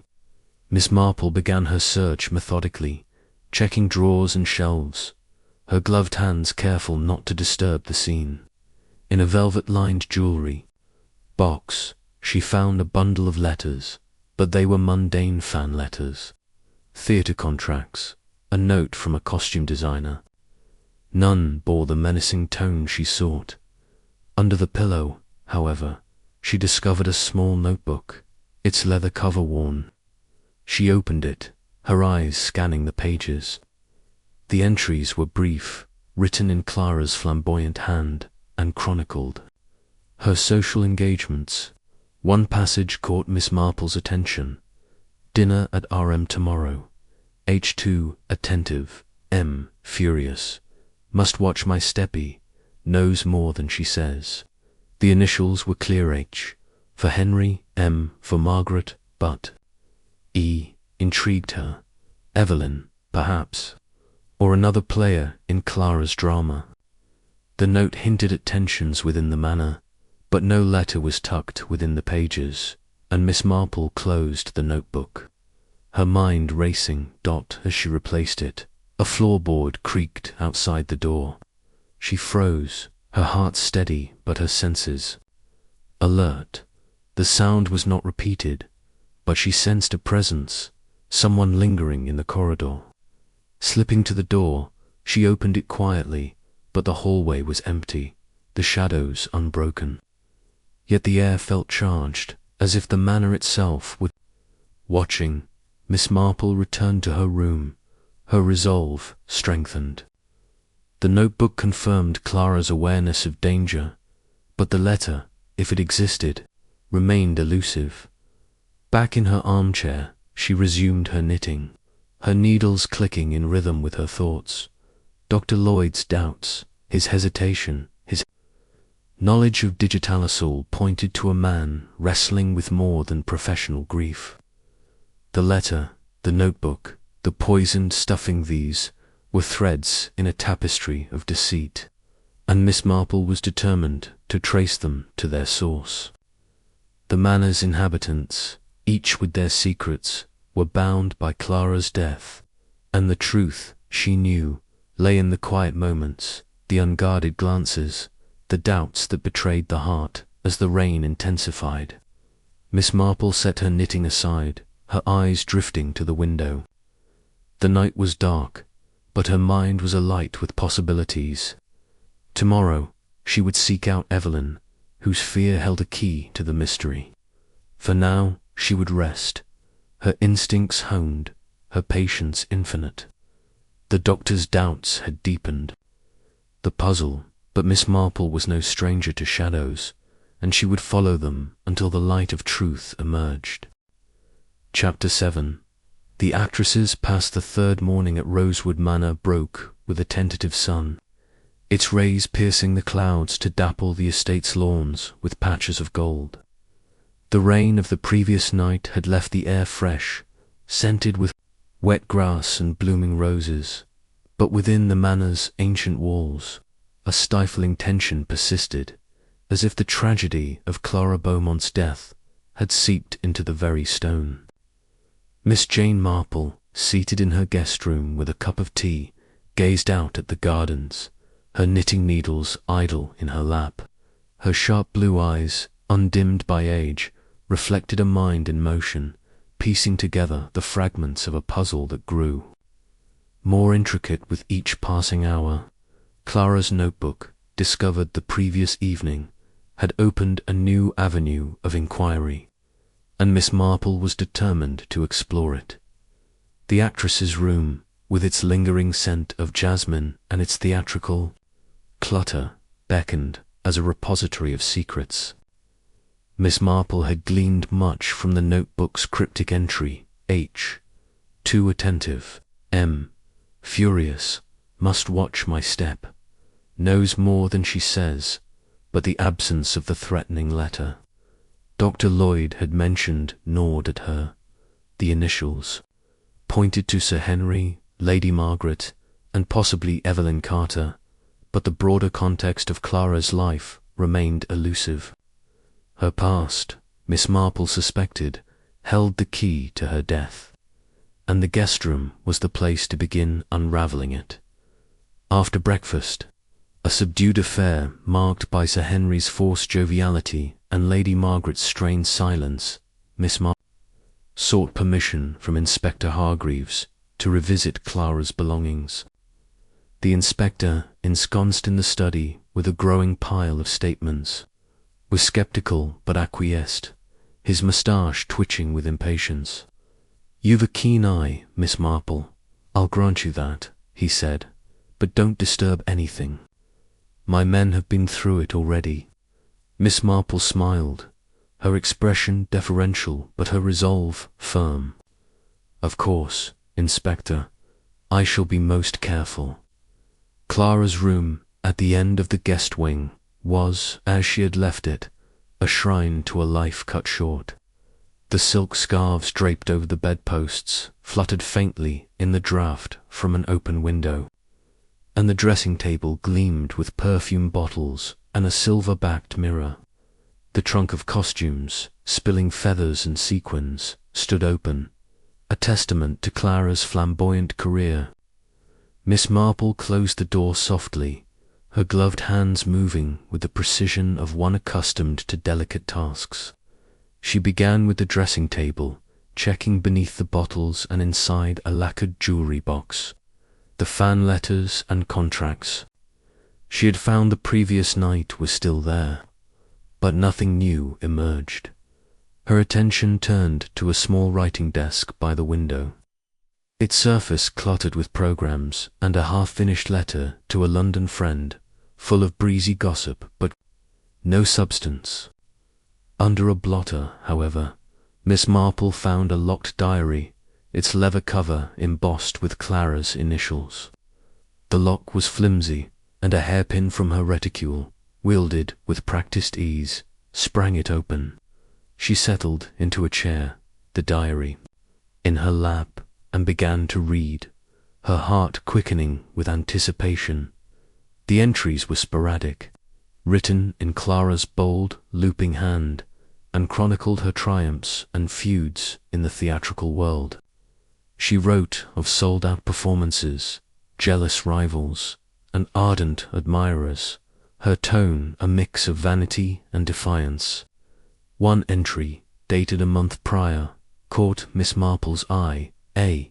threatens to ruin me if I don't withdraw from the play. She's mad with envy, but I'll not yield. Let her try. The initial A was intriguing, but no further details followed. Another entry, closer to the date of her arrival at Rosewood, was more ominous. M watches me like a hawk, and H is a fool to think she doesn't see. I must be careful, or this game will end badly. E is a puzzle, too quiet to knowing. Miss Marple paused, her fingers tracing the page. The references to M and H aligned with her suspicions about Lady Margaret and Sir Henry. But E remained ambiguous. Evelyn, with her nervous demeanor, seemed the likeliest candidate. But Clara's words suggested a deeper connection, perhaps tied to the girl's London past. A later entry, scrawled in haste, was chilling. A letter came today, unsigned, warning me to leave or face ruin. I laughed, but it unsettles me. Someone here means me harm. The diary offered no description of the letter, and Miss Marple's search of the room yielded no trace of it, suggesting it had been destroyed or taken. The diary's final page, dated the day of the fatal supper, was brief. Tonight I play my part, but I fear the curtain may fall too soon. E knows, I'm sure of it. The words sent a shiver through Miss Marple, not from fear but from the thrill of discovery. Clara had sensed danger, and her suspicion of E pointed to a secret within the manor. Closing the diary, Miss Marple slipped it back under the blotter, her mind racing. The actress's past was a tapestry of rivalries and intrigues, and her presence at Rosewood had stirred a deadly resentment. But she rose. A faint rustle came from the corridor, the same creak she had heard the previous night. She moved to the door, her steps silent, and peered out, but the hallway was empty, its shadows undisturbed. The manor, with its labyrinth of passages, seemed to guard its secrets jealously, and Miss Marple resolved to be cautious. Returning to the room, she gave it a final sweep, checking under the bed and behind the curtains, but found nothing more. The diary was the prize, and its contents demanded further investigation. Downstairs, the household was in a state of uneasy limbo. Inspector Hargreaves was questioning the maids, his voice echoing from the study, while Sir Henry, in the library, was on the telephone with the coroner, his tone brusque. Lady Margaret was in the rose garden, her figure visible through the French doors, pruning blooms with a precision that suggested suppressed emotion. Miss Marple, seeking a quieter vantage, settled in the morning room, where Dr. Geoffrey Lloyd was reading a medical journal, his lean face etched with distraction. She greeted him warmly, her tone disarming. "You're a diligent reader, Doctor. It must be a comfort amidst all this turmoil." Lloyd looked up, his grey eyes wary but softened by her kindness. "It keeps my mind occupied, Miss Marple, this case. It's unsettling." She nodded, settling into a chair opposite him, her hands folded in her lap. Indeed, Clara's death is a puzzle, and her past seems full of shadows. Did she ever speak to you of her theatrical life? Rivals, perhaps, or troubles that followed her here? Lloyd's fingers tightened on the journal, but he answered steadily. She mentioned the theatre often, but nothing specific. Rivalries were part of her world. She thrived on them, I think. She was fearless, almost reckless. His voice held a note of admiration, tinged with regret, and Miss Marple seized the opening. Fearless, yet fearful. The letter you mentioned, could it have come from a rival, someone from her past? The doctor hesitated, his brow furrowing. Possibly. She was vague about it, said it was anonymous.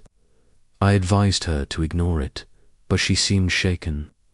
His words were careful, and Miss Marple noted the way his eyes avoided hers, as if guarding a private thought. Anonymous letters are cruel things, she said, her tone thoughtful. They prey on the mind, especially for someone like Clara, who lived in the spotlight. Did she suspect anyone in the household? Lloyd shook his head, but his fingers resumed their restless drumming. She didn't say I wish I'd pressed her, but she was elusive. His voice trailed off, and Miss Marple sensed a reluctance to delve deeper. She changed tack, her questions cloaked in concern. You've been most helpful, Doctor, with your knowledge of digitalis. It's a rare poison, isn't it? To think it grew so close to the sage in the garden. His jaw tightened, but he nodded. Rare, yes, but not impossible to procure. Foxglove is common enough, and anyone with a garden could make the mistake or the choice. The word choice hung in the air, and Miss Marple's eyes sharpened, though her smile remained benign.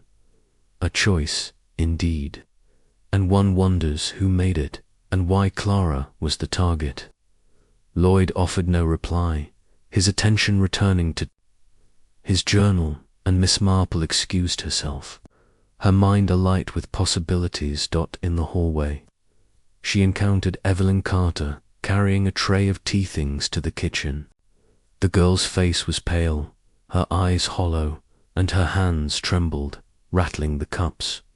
Miss Marple paused, her voice gentle. You look weary, my dear.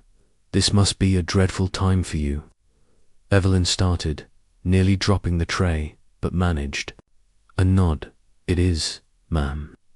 I can't stop thinking I caused it, picking those leaves. Her voice was a whisper, and Miss Marple's heart stirred with pity, though her instincts remained alert. You mustn't blame yourself, she said, her tone soothing. Mistakes happen, especially in unfamiliar places. Did you know Clara? Well, before coming here. Evelyn shook her head, her eyes darting to the floor. No, ma'am. I saw her in London once, at the theatre, but we never spoke. She was grand, like a star. Her words were tinged with awe, but there was a tremor in them, as if she withheld something. Miss Marple pressed gently. She was, indeed, and yet she seemed troubled here. Did you notice anything, perhaps in the kitchen, that struck you as odd? Evelyn's lips parted, but she hesitated, her hands tightening on the tray. No, ma'am. I was so busy, I didn't see much. Just the usual. Her voice faltered, and Miss Marple, sensing her fear, let the moment pass. Of course, my dear. You've enough to bear. Try to rest. Evelyn nodded, hurrying away, and Miss Marple watched her go, convinced the girl knew more than she admitted. Returning to her room, Miss Marple resumed her knitting, the soft click of her needles a counterpoint to her racing thoughts. Clara's diary had painted a picture of a woman entangled in rivalries and intrigues. Her presence at Rosewood a spark in a tinderbox of emotions. The initials M.H. and E. pointed to the manor's inhabitants. But the anonymous letter suggested an external threat, perhaps tied to her theatrical past. Evelyn's reticence, Dr. Lloyd's guardedness, Lady Margaret's cold furial were threads in a tapestry of deceit, and the actress's past was the loom on which it was woven. As the afternoon waned, Miss Marple resolved to pursue the letters, trail perhaps through the servants, who often saw more than their masters realized. The manor, with its secrets and shadows, was a stage, and Clara's death was the final act of a drama begun long before.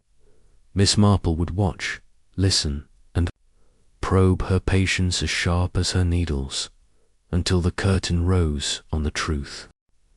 Chapter 8. The letter that wasn't third day at Rosewood Manor unfolded under a sky of shifting clouds, the sunlight flickering over the estate's ancient stonework like a hesitant guest. Within the manor, the atmosphere was taut, each creak of the floorboards and murmur of voices amplifying the unease that had settled since Clara Beaumont's poisoning. Miss Jane Marple, seated in the morning room with her knitting bag at her side, sipped a cup of tea, her sharp blue eyes scanning the room's occupants. The grand house, with its tapestries and polished oak, seemed to hold its breath, as if awaiting the next revelation in a drama that refused to resolve. Clara's diary, with its cryptic hints of danger, had deepened the mystery, and the elusive letter mentioned by Dr. Lloyd gnawed at Miss Marple's thoughts. She was determined to uncover its trace, sensing it held a key to the actress's fate. The morning began with a stir among the servants, a flurry of whispers that reached Miss Marple as she lingered over her tea. Annie, a young maid with a freckled face and nervous hands, had found something in the drawing-room fireplace, a scrap of paper, singed but legible, discovered while cleaning the grate. The news spread quickly, and Inspector Hargreaves, summoned from his makeshift office in the study, arrived with his notebook, his moustache bristling with renewed purpose. Miss Marple, invited to join the examination, followed him to the drawing-room, her black silk dress rustling softly, her demeanor one of quiet curiosity. The drawing-room was a stately space, its velvet drapes drawn back to admit the fitful light, its hearth cold but for a pile of ashes. Annie stood by the fireplace, twisting her apron, her eyes wide with apprehension. "I didn't mean to pry, sir," she stammered as Hargreaves approached. "I was sweeping out the grate, and there it was, caught in the bricks." She pointed to a small, charred fragment on the mantel, no larger than a playing card, its edges blackened but its center intact. Hargreaves, donning gloves, lifted it carefully, his brow furrowing as he read the words aloud. "You'll regret crossing me." The phrase, written in a looping, feminine hand, hung in the air like a threat. Miss Marple, peering over his shoulder, noted the paper's quality fine stationery, not the coarse stuff of servants' notes. The ink was black, the letters bold, suggesting a writer unafraid of being seen, at least initially. Hargreaves turned to Annie, his voice sharp. "When did you find this? And was anyone in the room last night?" Annie shook her head, her freckles stark against her pale skin. "This morning, sir, just after breakfast. The room was empty when I cleaned, but folks were in and out yesterday after the supper." Hargreaves grunted, slipping the scrap into an envelope. "Likely nothing a guest's note, burned by mistake, but I'll have it checked." His dismissal was brisk, but Miss Marple's eyes lingered on the fragment, her mind racing. The words echoed the menace of the anonymous letter Clara had mentioned to Dr. Lloyd, and their discovery in the drawing-room. A hub of the manor's social life, suggested a connection to the household. She recalled Clara's diary entry. "A letter came today, unsigned. warning me to leave or face ruin, and wondered if this was its remnant. Destroyed to conceal a motive, determined to test her theory, Miss Marple sought out Evelyn Carter, whose nervous demeanor and London past made her a likely candidate for the mysterious E in Clara's notes. The girl was in the kitchen, assisting Mrs. Dobbs with preparations for a light luncheon, her hands trembling as she chopped vegetables. The kitchen was a warm, cluttered space, its air thick with the scent of baking bread, but the usual bustle was subdued, the maids moving with cautious glances. Mrs. Dobbs, stirring a pot of soup, cast a protective eye over her niece, her ruddy face set in a scowl. Miss Marple approached with her customary gentleness, her voice soft but deliberate. "Evelyn, my dear, might I have a word? Somewhere quiet, perhaps." The girl started, nearly dropping her knife, but nodded, wiping her hands on her apron. Mrs. Dobbs frowned but said nothing, her attention returning to the stove. Evelyn led Miss Marple to a small pantry off the kitchen, its shelves lined with jars of preserves, its air cool and musty. The girl closed the door, her eyes darting nervously. "What is it, ma'am? I've told the inspector all I know." Miss Marple smiled, her expression one of kindly concern. "I'm sure you have, my dear, but sometimes the smallest details slip our minds. The herb garden, for instance, did you notice anyone near it before you picked the sage? Or, perhaps, in the kitchen when you brought the herbs?" Evelyn shook her head, her fair hair falling loose from its pins. "No, ma'am. I was alone in the garden, and the kitchen was so busy, I didn't see anything odd." Her words were quick, almost rehearsed, and Miss Marple noted the way her hands twisted together, a sign of mounting anxiety. Changing tack, Miss Marple drew the conversation to Clara. "You saw Clara in London, you said, at the theatre. Did you ever hear of her troubles there? Rivalries, perhaps, or letters that upset her?" Evelyn's eyes widened, but she shook her head again. "I only saw her on stage, ma'am. She was grand, like I said, but I didn't know her.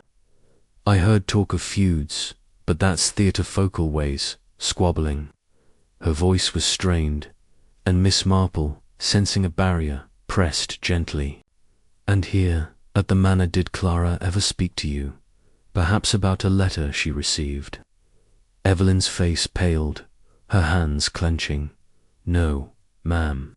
She barely noticed me, except to ask for tea or such. I didn't know her business." Her denial was fervent, but Miss Marple caught a flicker of fear in her eyes, as if the mention of a letter had struck a nerve. "Of course," Miss Marple said, her tone soothing, "but if you recall anything, even the smallest thing, it might help your aunt. You want to clear her name, don't you?" Evelyn nodded, tears welling, but offered nothing more, and Miss Marple, sensing her limit, thanked her and withdrew. Back in the morning room, Miss Marple pondered the scrap of paper. Its handwriting, looping and precise, was unlike Clara's. Bold scrawl, but it bore a resemblance to a note she had seen in the Kitchener list of ingredients penned by Evelyn for Mrs. Dobbs. The similarity was striking, but not conclusive, and Miss Marple resolved to compare them directly. She sought out Hargreaves, who was in the study, interrogating the butler, Parsons, about the drawing-room's use the previous evening. The inspector, though sceptical, allowed her to examine the kitchen note, which he had collected as part of his evidence sweep. The comparison, conducted under the study's lamplight, confirmed her suspicion. The handwriting matched, the loops and flourishes identical. Evelyn, it seemed, had written the threatening words, or at least a note containing them. Miss Marple shared her finding with Hargreaves, her voice measured. It's possible, Inspector, that this scrap is part of the letter Clara received. If Evelyn wrote it, we must understand why. Hargreaves frowned, his mustache twitching. The girl's a nervous wreck, but a poisoner. I'm not convinced. Still, I'll question her again. The confrontation took place in the library. A cavernous room lined with leather-bound volumes, its air heavy with the scent of old paper. Evelyn was summoned, her muslin dress clinging to her thin frame, her eyes red from crying. Hargreaves held up the singed scrap, his voice stern. "Miss Carter, this was found in the drawing room. The writing matches yours. Care to explain?" Evelyn's knees buckled, and she clutched a chair for support, her face ashen. I don't know what that is, sir. I never wrote such a thing." Her denial was frantic, but her trembling betrayed her, and Miss Marple, seated quietly in a corner, watched with a blend of pity and resolve.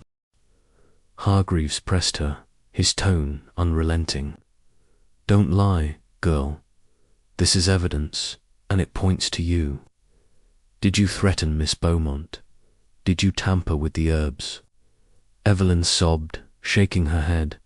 "No, sir, I swear. I picked the sage. That's all. I never wrote to her, never threatened anyone." Her voice broke, and she sank to her knees, her hands covering her face. Mrs. Dobbs, who had followed her niece into the room, let out a cry of anguish and rushed to her side. "Leave her be, you bully. She's done nothing." Miss Marple rose, her voice cutting through the chaos with gentle authority. "Inspector, might I speak with Evelyn alone? A quieter setting may help her recall." Hargreaves hesitated, his frustration evident, but nodded, gesturing for Mrs. Dobbs to step back. The cook obeyed, her face a mask of anguish, and the room cleared, leaving Miss Marple and Evelyn in the library's sombre light.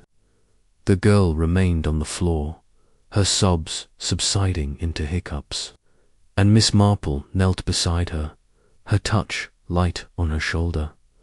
"My dear," she said, her voice warm but firm, "I know you're frightened, but the truth is your best defense. The handwriting on that paper is yours, isn't it?" Evelyn's eyes met hers, brimming with tears, and after a long pause, she nodded, her voice a whisper. It was a note, ma'am, but not to Miss Beaumont. I wrote it months ago, in London, to someone else. I burned it, or thought I did, when I came here." Her words tumbled out, and Miss Marple listened, her heart stirring with understanding. "Tell me about London," she urged, her tone encouraging. Evelyn swallowed, her hands twisting her handkerchief. "There was a man, ma'am, a suitor. He turned cruel when I broke it off. Said I'd regret it, that he'd ruin me. I wrote him a note, angry-like, saying he'd regret crossing me, but I never sent it. I tore it up and burned the pieces, or so I thought." Her voice cracked, and Miss Marple nodded, piecing together the implications. "And somehow, a piece of that note ended up here, in the drawing room. Did you bring it with you?" Evelyn shook her head, her eyes wide with fear. "No, ma'am, I swear. I left all that behind. I don't know how it got here." Her distress was genuine, and Miss Marple believed her, but the scrap's presence suggested someone had retrieved it, perhaps to incriminate her. She helped Evelyn to her feet, her mind racing. The note, though not the letter Clara had received, was a red herring, its discovery designed to shift suspicion onto Evelyn. The real letter, if it existed, remained hidden, its author still at large. Returning Evelyn to her aunt, Miss Marple sought out Hargreaves, sharing her findings. The scrap is Evelyn's, Inspector, but from an earlier time, unrelated to Clara. Someone placed it in the fireplace to mislead us. Hargreaves grunted, his skepticism clear, but he made a note, his faith in physical evidence wavering. Miss Marple, undeterred, turned her thoughts to the manor's other occupants. Sir Henry's flirtations, Lady Margaret's jealousy, Dr. Lloyd's reticence all were motives, but the letter's absence pointed to a calculated mind, one that covered its tracks with care as the day wore on. Miss Marple retired to her room, her knitting resumed as a pretext for reflection. The letter that wasn't had clarified one truth. Someone in the manor was manipulating the evidence, steering suspicion toward Evelyn. The real threat to Clara, whether from a rival, a lover, or a hidden enemy, lay buried in the households. Secrets. Miss Marple's needles clicked softly, her patience infinite, her resolve unshaken. The truth, she knew, was close, waiting for the right thread to unravel it in the shadowed halls of Rosewood Manor. Chapter 9. The Gathering Storm. The third afternoon at Rosewood Manor bore down with an oppressive weight, the sky thickening with slate-grey clouds that promised a deluge. The estate's sprawling grounds, once vibrant with late summer bloom, seemed muted, the roses drooping under the gathering gloom. Within the manor's ancient walls, the atmosphere was equally heavy, each creak of the oak panelling and murmur of voices amplifying the tension that had gripped the household since Clara Beaumont's poisoning. Miss Jane Marple, seated in the library with a book unopened in her lap, felt the storm's approach not only in the air but in the manor's inhabitants, whose fraying nerves were a prelude to revelation. Her sharp blue eyes, framed by the delicate lines of age, missed nothing, and her mind, honed by years of observing human frailty, sifted through the clues that had emerged. Clara's diary, the singed scrap of Evelyn's note, the elusive letter that had foretold danger. The truth, she sensed, was near, but it required one final push to break through the manor's secrets. The library, with its towering bookshelves and leather-bound volumes, was a sanctuary of sorts, its musty air a contrast to the turmoil elsewhere. Miss Marple had chosen it for its quiet, hoping to reflect on the case, but the room was not empty. Dr. Geoffrey Lloyd stood by a window, his lean figure silhouetted against the darkening sky, his hands clasped behind his back. His grey eyes, usually so guarded, were troubled, and Miss Marple noted the faint tremor in his fingers, a sign of inner conflict. She greeted him softly, her voice a gentle intrusion. "A stormy day, Doctor. It seems to mirror the mood of the house." Lloyd turned, his expression weary but polite. "Indeed, Miss Marple, this affair has us all on edge. I fear it's far from over." His words were measured, but there was a weight to them, and Miss Marple seized the opportunity to probe. "You've been most composed, considering the tragedy. Clara's death must weigh heavily, especially given her visit to you before the supper." Lloyd's jaw tightened, but he nodded. She was a patient, briefly. Her anxiety was evident, but I never imagined it would end like this. Miss Marple tilted her head, her tone thoughtful. "Anxiety often has a cause. That letter she mentioned, do you think it came from someone here, someone who knew her well?" Lloyd hesitated, his fingers resuming their restless drumming. "I've wondered that myself. She was secretive about it, but her fear was real. If only I'd pressed her." His voice held a note of regret, and Miss Marple filed it away, sensing his doubts ran deeper than he admitted. Their conversation was interrupted by the arrival of Sir Henry Ashford, his ruddy face flushed with agitation. "Confound it, Lloyd, this house is a powder keg," he barked, pacing the room. Hargreaves is hounding the staff. Margaret's locked herself in her room. And that girl, Evelyn's a wreck. We can't go on like this. His bluster was tinged with desperation, and Miss Marple noted the way his hands clenched, as if grappling with an unseen foe. Lady Margaret's absence, she mused, was telling her icy composure had cracked, and her withdrawal suggested a struggle to maintain control. Dr. Lloyd offered a calming word, but Sir Henry waved it off, turning to Miss Marple. "You've a sharp mind, ma'am. What do you make of it? Is it that cook, or her niece, or some devil we haven't seen?" His plea was genuine, and Miss Marple responded with her customary restraint. "The truth is often hidden in plain sight, Sir Henry. We must look closely at what we know: the herbs, the kitchen, the people who crossed Clara's path." Her words were vague, but her eyes were keen, and Sir Henry nodded, his shoulders sagging as he retreated to a chair.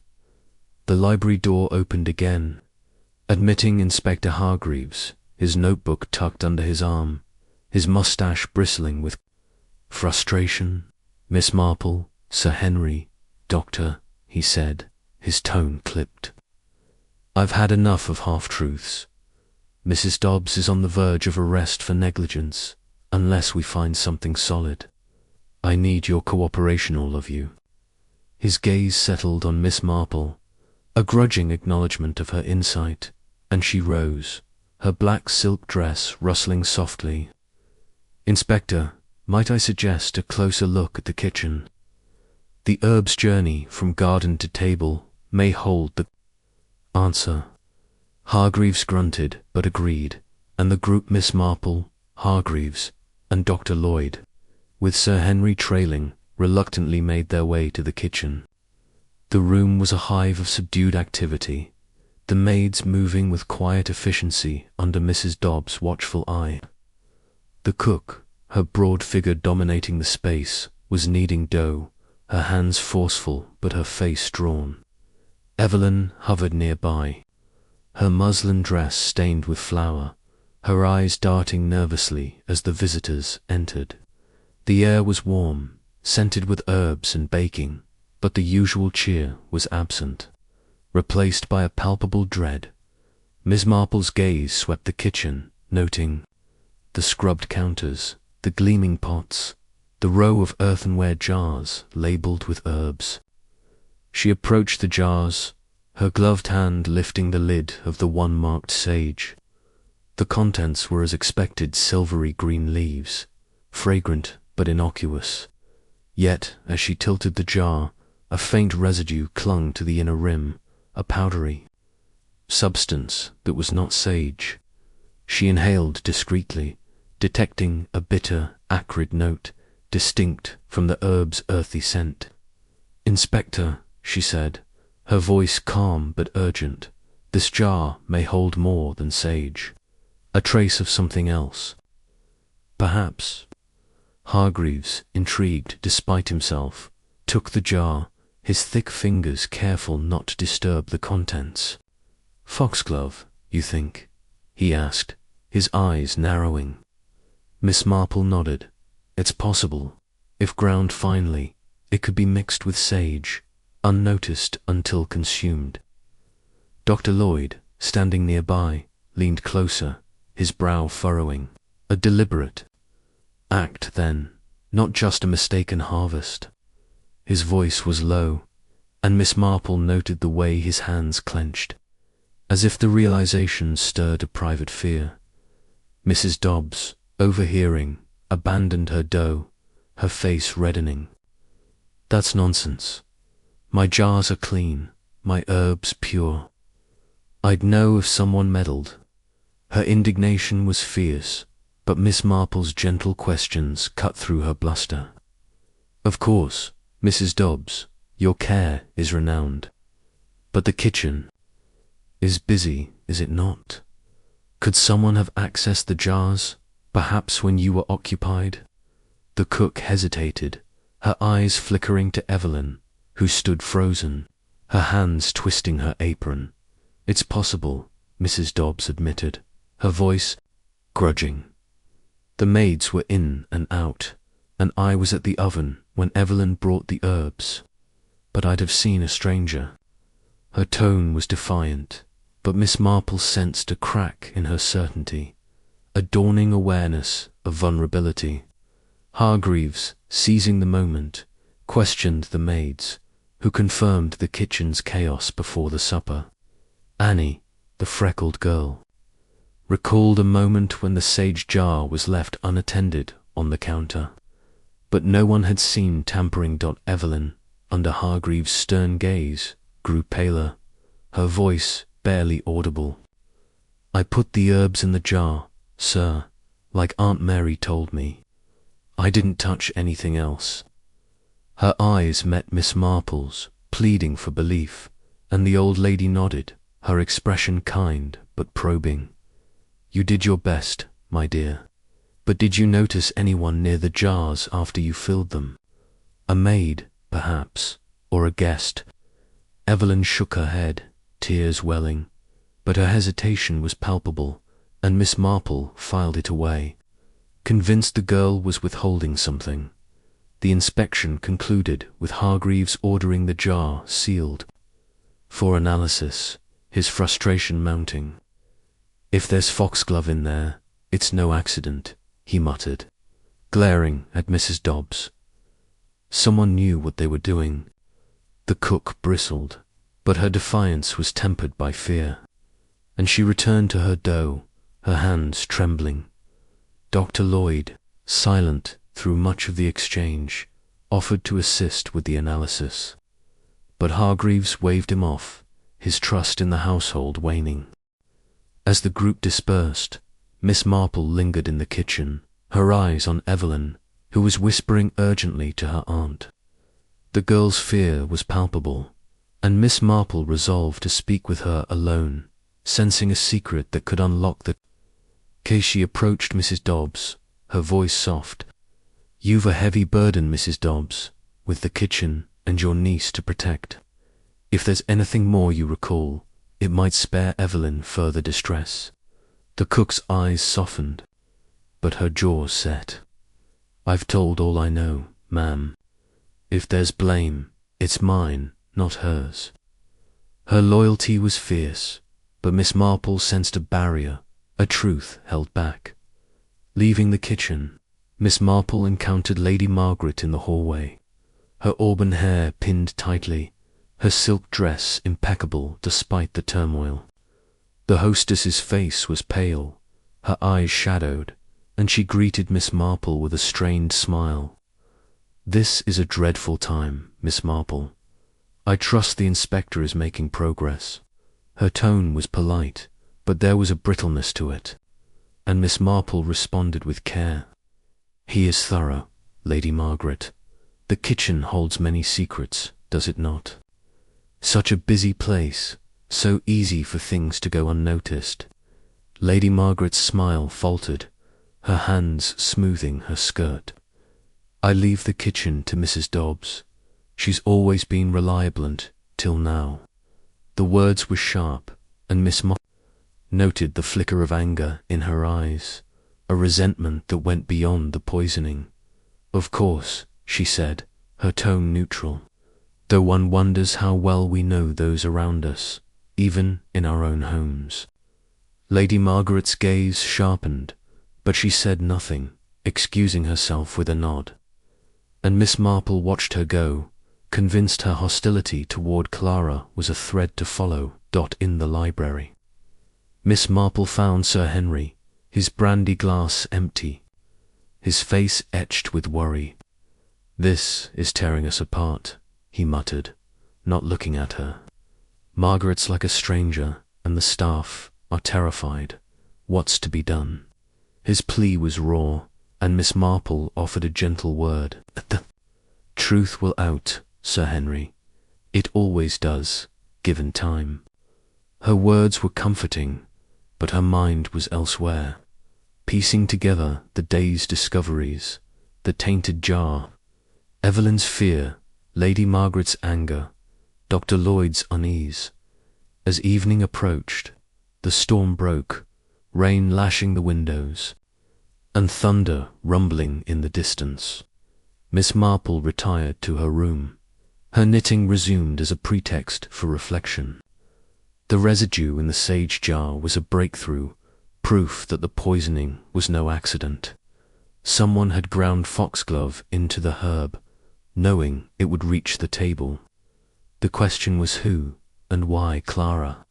The actress's diary, with its hints of rivalry and betrayal, pointed to a personal vendetta. But the manor's inhabitant Sir Henry with his roving eye, Lady Margaret with her wounded pride, Dr. Lloyd with his guarded knowledge, Mrs. Dobbs with her fierce loyalty, Evelyn with her haunted pastel, had motives, tangled in a web of emotion. The scrap of Evelyn's note, though a distraction, had revealed a manipulator in the household, someone planting evidence to shift blame. The real letter, if it existed, was still missing, its contents a shadow over the case. Miss Marple's thoughts turned to Evelyn, whose fear suggested knowledge she dared not share. Tomorrow she would seek her out, probing gently to uncover the truth. For now, she set her knitting aside, her eyes drifting to the storm-tossed gardens. The gathering storm had broken over Rosewood Manor, but the greater tempest, she knew, was within its walls, and she would weather it until the light of truth emerged. Chapter 10. The Truth Unraveled. The evening of the third day at Rosewood Manor descended with a restless quiet. The storm that had raged through the afternoon, subsiding into a drizzle that tapped softly against the mullioned windows. The grand drawing-room, with its heavy velvet drapes and flickering candelabras, was a fitting stage for the denouement Miss Jane Marple had orchestrated. She sat in a high-backed chair near the hearth, her black silk dress blending into the shadows, her white hair gleaming under the candlelight. Her knitting bag rested at her feet, untouched, for her hands were still folded in her lap, and her sharp blue eyes surveyed the assembled company with a calm authority that belied her frail appearance. The air was thick with anticipation. The manor's inhabitants gathered at her request, each face etched with a mix of dread and curiosity. Inspector Hargreaves stood by the fireplace, his notebook closed, his moustache bristling with a grudging respect for the elderly spinster who had outpaced his methodical plodding. Sir Henry Ashford, his ruddy complexion dulled by days of strain, sat heavily on a brocade sofa, his hands clasped tightly. Lady Margaret, beside him, maintained her icy poise, her auburn hair pinned severely, though her eyes betrayed a flicker of unease. Dr. Geoffrey Lloyd leaned against a bookcase, his lean frame tense, his grey eyes darting to the door as if contemplating escape. Mrs. Dobbs, summoned from the kitchen, stood near the back, her broad figure rigid, her ruddy face a mask of defiance. Evelyn Carter, her niece, hovered at her side, her muslin dress crumpled, her fair hair loose, her red-rimmed eyes brimming with tears. The servants, dismissed to their quarters, were absent, leaving only the core of the household to face the truth Miss Marple was about to unveil. She began, her voice soft, but carrying the weight of certainty.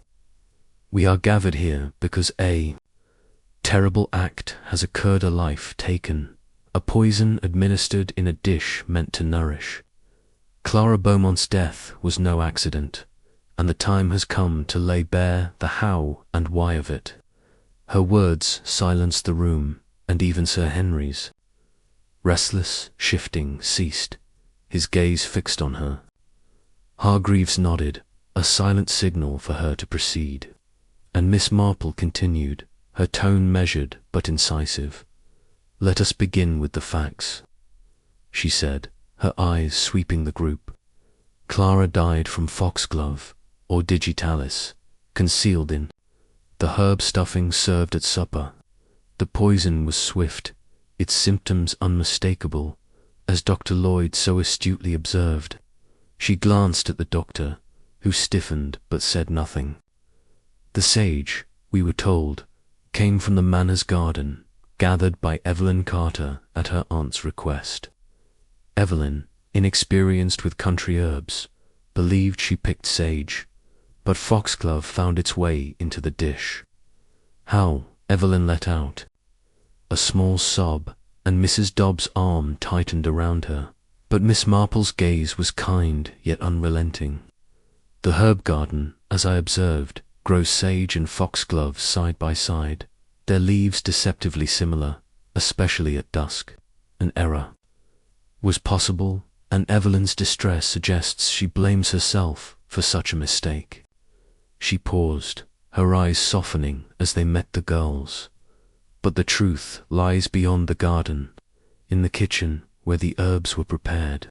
She turned to Mrs. Dobbs, whose face flushed with a mix of fear and indignation. Mrs. Dobbs, you are a meticulous cook, your kitchen a model of order, yet you admitted to haste that evening, trusting Evelyn's harvest without close inspection. The sage was chopped, mixed into the stuffing, and baked, but a jar in your kitchen labeled sage contained a residue of foxglove, ground finely as if to disguise it.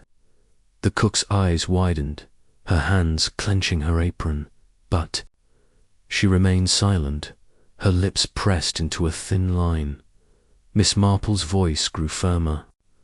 This residue is the crux of the matter.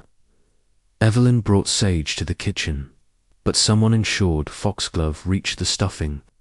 The jar, left briefly unattended amid the supper preparations, was tampered with, the poison added to guarantee its deadly effect.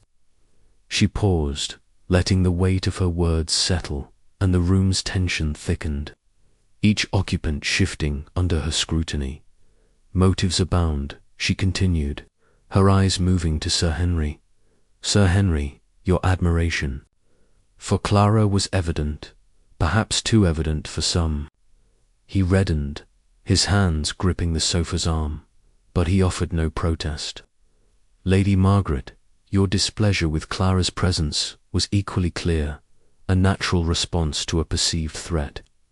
Lady Margaret's gaze hardened, her fingers smoothing her skirt, but she, too, remained silent.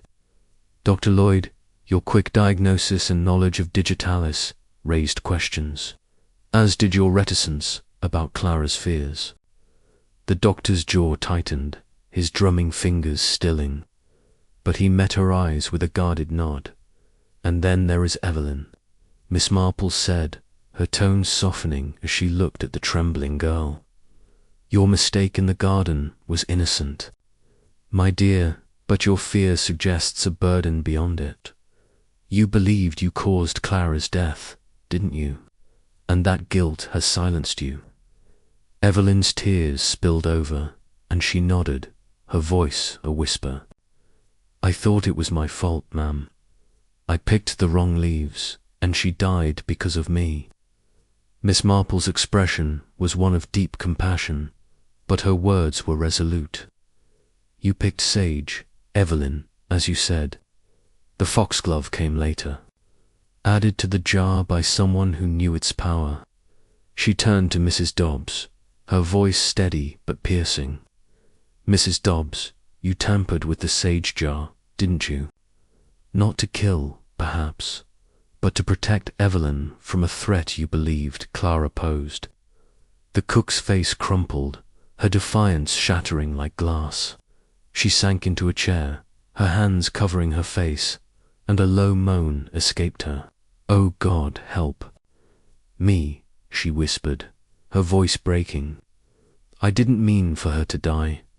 I only wanted to make her ill, to send her away.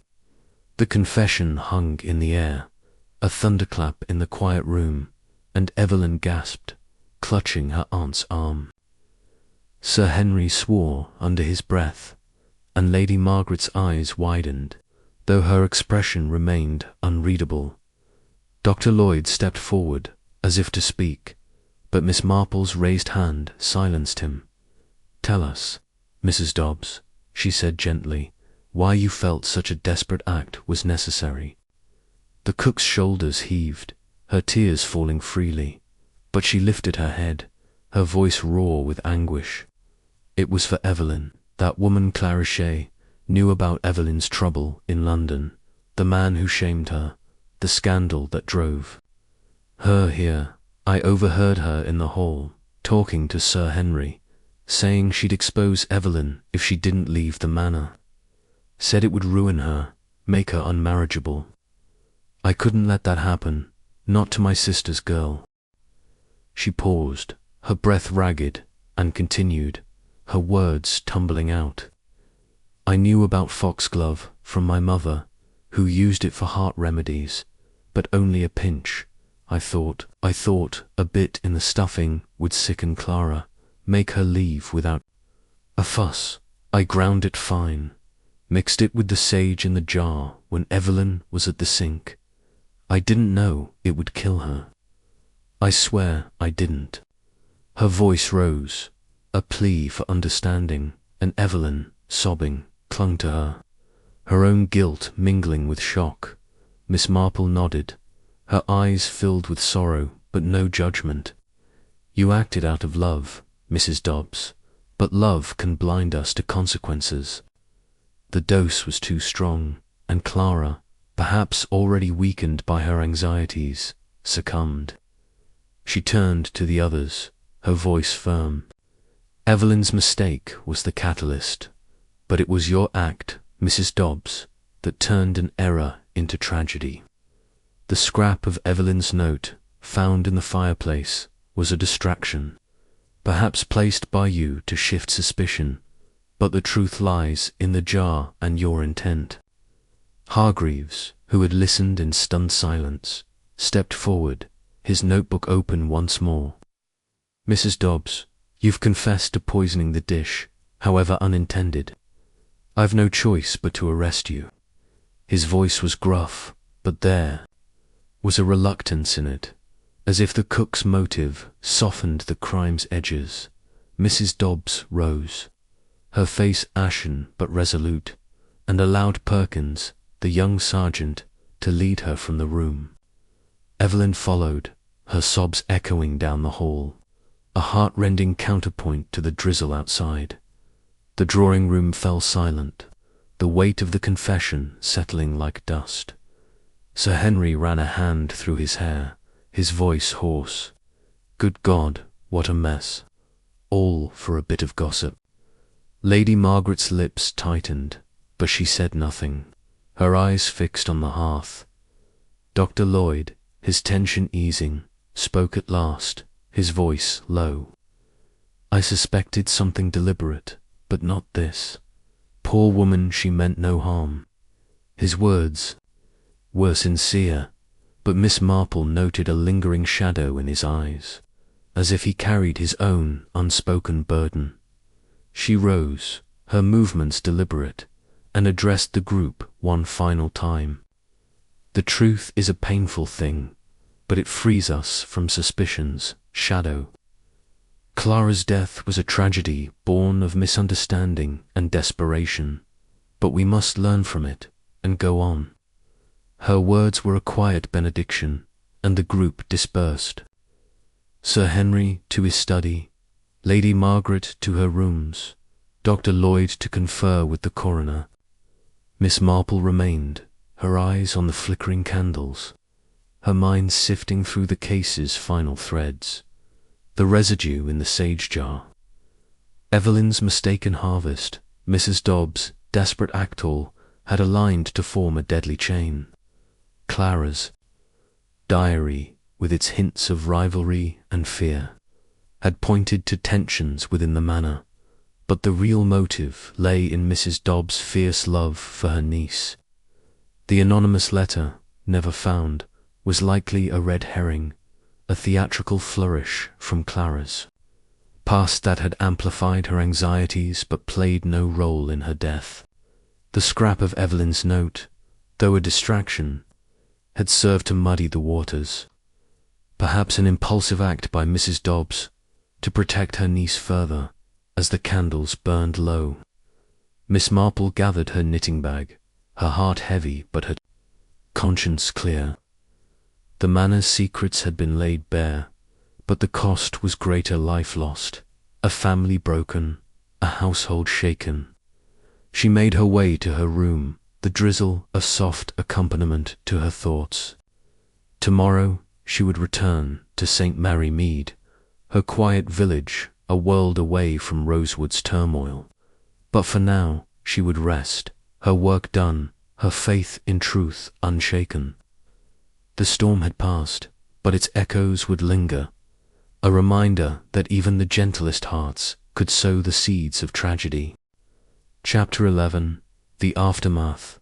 The morning following Mrs. Dobbs' confession broke over Rosewood Manor with a fragile clarity, the clouds parting to reveal a sky of pale blue, as if the heavens themselves sought to cleanse the estate of its recent darkness. The air was crisp, carrying the scent of dew-soaked grass and the faint sweetness of late roses. But within the manor's ancient walls, a sombre hush prevailed. The echoes of Clara Beaumont's death and the cook's devastating admission lingering, like a persistent fog. Miss Jane Marple, seated in the morning room with a cup of tea, gazed out at the gardens, her knitting bag at her side, her sharp blue eyes softened by a reflective melancholy. The truth had been unveiled, but its cost was heavy, and the manor's inhabitants, now freed from suspicion's shadow, faced the task of rebuilding their fractured lives. The morning room, with its chintz, curtains, and polished oak table, was a quiet refuge, its atmosphere subdued by the absence of the usual bustle. Sir Henry Ashford, who had taken breakfast in his study, was nowhere to be seen, his bluster replaced by a brooding silence that Miss Marple had noted in passing. Lady Margaret, seated across from her, sipped her coffee with mechanical precision, her auburn hair impeccably arranged, but her face pale, the lines around her eyes deeper than before. Dr. Geoffrey Lloyd, the only other guest present, ate sparingly, his lean frame hunched over his plate, his grey eyes distant. Evelyn Carter, devastated by her aunt's arrest, had not appeared, and the servants moved with hushed steps, their glances wary, as if the manor itself mourned the loss of its harmony. Miss Marple, her black silk dress, a sombre contrast to the room's light tones, broke the silence with a gentle remark. "A new day, Lady Margaret, brings a chance to heal, though the wounds are deep." Her voice was soft, but it carried the weight of experience, and Lady Margaret looked up, her expression guarded but softened by exhaustion. "Healing seems a distant hope, Miss Marple," she said, her tone low. "This house has been torn apart, and I fear it will never be the same." Her words were candid, a rare crack in her polished facade, and Miss Marple nodded, her heart stirring with sympathy. "Time has a way of mending what seems broken," she replied, her eyes kind but probing. "But it requires honesty with oneself and others. Clara's death was a tragedy, but the truth, painful as it is, allows us to move forward." Lady Margaret's lips tightened, and she set down her cup, her fingers smoothing the tablecloth. "The truth," she murmured, "is a bitter medicine. Mrs. Dobbs' act was unthinkable, yet I cannot hate her. She was driven by love, however misguided." Her admission was reluctant, and Miss Marple noted the flicker of guilt in her eyes, as if she recognized her own role in the tensions that had fueled the tragedy. Dr. Lloyd, stirring from his silence, spoke, his voice low and strained. "Love can be a dangerous thing, Miss Marple. I've seen it in my practice patients, driven to extremes to protect those they care for. But this, it's shaken me." His fingers, usually restless, were still, and Miss Marple seized the opportunity to probe further. "You've been a steady presence, Doctor, despite the turmoil. Did you suspect Mrs. Dobbs, or was her confession as shocking to you as to the rest of us?" Lloyd's eyes met hers, a shadow passing over them. "I suspected intent, but not her. The foxglove was too precise, too deliberate for an accident. But Mrs. Dobbs, I never imagined she'd go so far." His words were careful, but Miss Marple detected a hesitation, a reluctance to fully unburden himself. She tilted her head, her tone thoughtful. "You knew Clara was afraid, Doctor. That letter she mentioned, did you ever doubt its existence?" He paused, his brow furrowing. "I wondered, at times. She was theatrical, prone to exaggeration. But her fear was real, and I regret not taking it more seriously." His voice held a note of self-reproach, and Miss Marple nodded, filing away the admission. The letter, though never found, had loomed large in Clara's mind, and its absence suggested either a figment of her anxiety or a carefully removed piece of evidence. Dr. Lloyd's reticence, she sensed, masked a deeper knowledge, but she let the moment pass, her instincts telling her to wait. The breakfast concluded, and Lady Margaret excused herself, citing a need to oversee the household's restoration. Dr. Lloyd offered to visit Mrs. Dobbs in the local lock-up, a gesture of professional duty, and Miss Marple watched him go, her mind circling back to his guarded demeanor. The Manor's inhabitants, she mused, were grappling with their own shadows, Sir Henry with his guilt over Clara's flirtations, Lady Margaret with her wounded pride, Dr. Lloyd with his unspoken doubts, Evelyn with her shattered trust. The aftermath of the poisoning was not merely a legal matter, but a human one, and Miss Marple's heart, though steady, ached for the pain that lingered, determined to offer what comfort she could. Miss Marple sought out Evelyn, who had retreated to the servants' quarters, a warren of narrow corridors and small rooms at the Manor's rear. The girl was in her tiny chamber, packing a valise with trembling hands, her face pale and her eyes hollow. Her muslin dress was crumpled, and her fair hair hung loose, a stark contrast to the neatness Miss Marple had first observed. The room was sparse, with a single bed and a chipped washstand, but a photograph on the dresser, younger Evelyn with Mrs. Dobbs, smiling in a sunlit garden, spoke of happier times. Miss Marple knocked softly, her voice gentle. "Evelyn, my dear, may I come in? I thought you might need a kind word."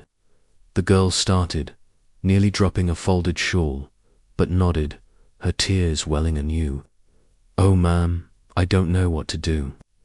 Aunt Mary's gone, and it's all because of me." Her voice broke, and Miss Marple stepped inside, settling on the bed's edge, her presence a quiet anchor in the girl's storm. "You mustn't blame yourself," she said, her tone firm but kind. "Your aunt acted to protect you, but the fault is hers, not yours. You picked sage, as you believed, and no one could have foreseen the rest." Evelyn shook her head, her hands twisting the shawl. "But I brought the herbs, ma'am. If I'd been more careful, Clara might still be alive. And now Aunt Mary, she'll never forgive herself, and I can't stay here, not after this." Her words were a torrent of guilt, and Miss Marple listened, her heart stirring with compassion. "Where will you go, my dear?" she asked, her eyes searching Evelyn's face. The girl hesitated, her gaze dropping to the valise. "Back to London, I suppose.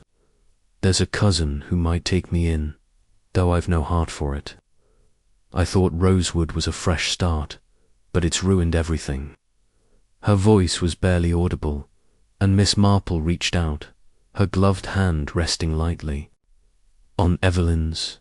You're stronger than you know, Evelyn. This pain will fade, and you'll find your way. But you must forgive yourself, as others will forgive your aunt. Evelyn's tears spilled over, but she nodded, clinging to the words like a lifeline. Miss Marple stayed a while longer, offering quiet reassurances, and left the girl with a promise to write, sensing that Evelyn's journey to healing would be long but not impossible. As she returned to the main house, she encountered Sir Henry in the hall. His face haggard, a brandy glass in hand despite the early hour. "Miss Marple," he said, his voice rough, "you've done us a service, but at what cost? The manor's a shell of itself." She met his gaze, her expression serene but resolute. "The cost of truth is always high, Sir Henry, but it's a price worth paying. Your household will mend if you face what's been broken between you." Her words were gentle but pointed, and Sir Henry flinched, as if struck by the reminder of his own role in the tragedy. He muttered a vague agreement and retreated to his study, leaving Miss Marple to ponder the fragility of human bonds. In the afternoon, she visited the drawing-room, where Lady Margaret was arranging flowers, her movements precise but mechanical. The room, once a stage for Clara's vivacity, felt hollow, its grandeur dimmed by loss. Miss Marple offered a compliment on the roses, then ventured a question, her tone conversational. "You've borne this ordeal with great strength, Lady Margaret. Have you and Sir Henry found a way to move forward together?" The hostess paused, a rose in hand, her eyes flickering with a mix of pride and pain. "We shall endure," she said, her voice low. "Henry's indiscretions. They stung, but Clara's death has put things in perspective. We've spoken, for the first time in years, about what matters." Her admission was reluctant, but Miss Marple sensed a tentative hope beneath it, a chance for reconciliation. "That's a start," she said, her smile encouraging. "The manor is your home, and it will be whole again if you let it." Lady Margaret nodded, her lips curving faintly, and Miss Marple left her to her task, satisfied that the seeds of healing had been sown. As the day waned, Dr. Lloyd sought her out, finding her in the library, where she was leafing through a volume of poetry, a pretext for reflection. His face was drawn, but his manner was less guarded, as if the resolution of the case had loosened a private burden. "Miss Marple," he said, settling into a chair opposite her, "I owe you an apology. I was less forthcoming than I should. Have been Clara's fear, the letter I knew more than I admitted." Miss Marple closed the book, her eyes meeting his with quiet encouragement. "You carried a heavy load, Doctor. What did you know?" He sighed, his fingers no longer drumming, his voice steady but tinged with regret. "Clara confided in me the day before the supper. She'd received a letter, unsigned, warning her to leave Rosewood or face exposure. She thought it was from someone in the household, but she wouldn't say who. I suspected Lady Margaret, given their tensions, but I had no proof. When she died, I feared I'd failed her by not acting." His confession was raw, and Miss Marple nodded, her expression one of understanding. "You did what you could, Doctor. The letter was likely a phantom, a product of Clara's theatrical mind, amplified by her rivalries. Mrs. Dobbs' act was the true cause, and you helped uncover it with your knowledge of digitalis." Lloyd's eyes softened, a weight lifting, and he offered a faint smile. "You've a gift, Miss Marple, for seeing what others miss. I'm grateful." She returned the smile, but her mind lingered on his words, wondering if the letter's mystery would ever be fully resolved by evening. Miss Marple began packing her modest suitcase, her time at Rosewood drawing to a close. The manor, though scarred, was stirring back to life, the servants resuming their duties. Sir Henry and Lady Margaret navigating their fragile truce. Evelyn, she learned, had decided to stay a few days longer, bolstered by Miss Marple's encouragement, before seeking her cousin in London. Mrs. Dobbs, awaiting trial, faced an uncertain future, but her confession had spared Evelyn further blame, and Miss Marple hoped the law would temper justice with mercy as she folded her shawl. Miss Marple reflected on the case's intricacies, the foxglove in the sage jar, Evelyn's innocent mistake, Mrs. Dobbs' desperate act, Clara's tangled past. The manor's inhabitants, each with their flaws and secrets, had been laid bare, their motives woven into a tapestry of human frailty. The aftermath, though painful, was a necessary cleansing, and Miss Marple felt a quiet satisfaction in her role, however small, in guiding them toward truth. She retired early, the manor's hush-a-bomb after days of turmoil. Her dreams, when they came, were of her garden in St. Mary Mead, where herbs grew without menace, and the world, for all its shadows, held the promise of light. Tomorrow she would leave Rosewood, her work done, her faith in humanity unshaken. The aftermath of Clara's death would linger, but so would the hope of renewal, a fragile bloom in the heart of the manor's storm-tossed souls. Chapter 12. Return to St. Mary Mead.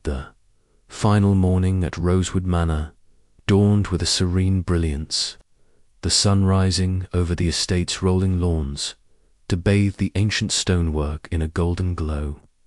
The air was fresh, scented with the lingering dew of the previous night's drizzle and the delicate fragrance of the rose gardens, now revived after days of gloom. Within the manor, however, a quiet melancholy persisted. The aftermath of Clara Beaumont's poisoning and Mrs. Dobbs' confession casting a long shadow over its inhabitants. Miss Jane Marple, standing at her guest-room window with her modest suitcase packed, gazed out at the tranquil scene, her sharp blue eyes softened by reflection.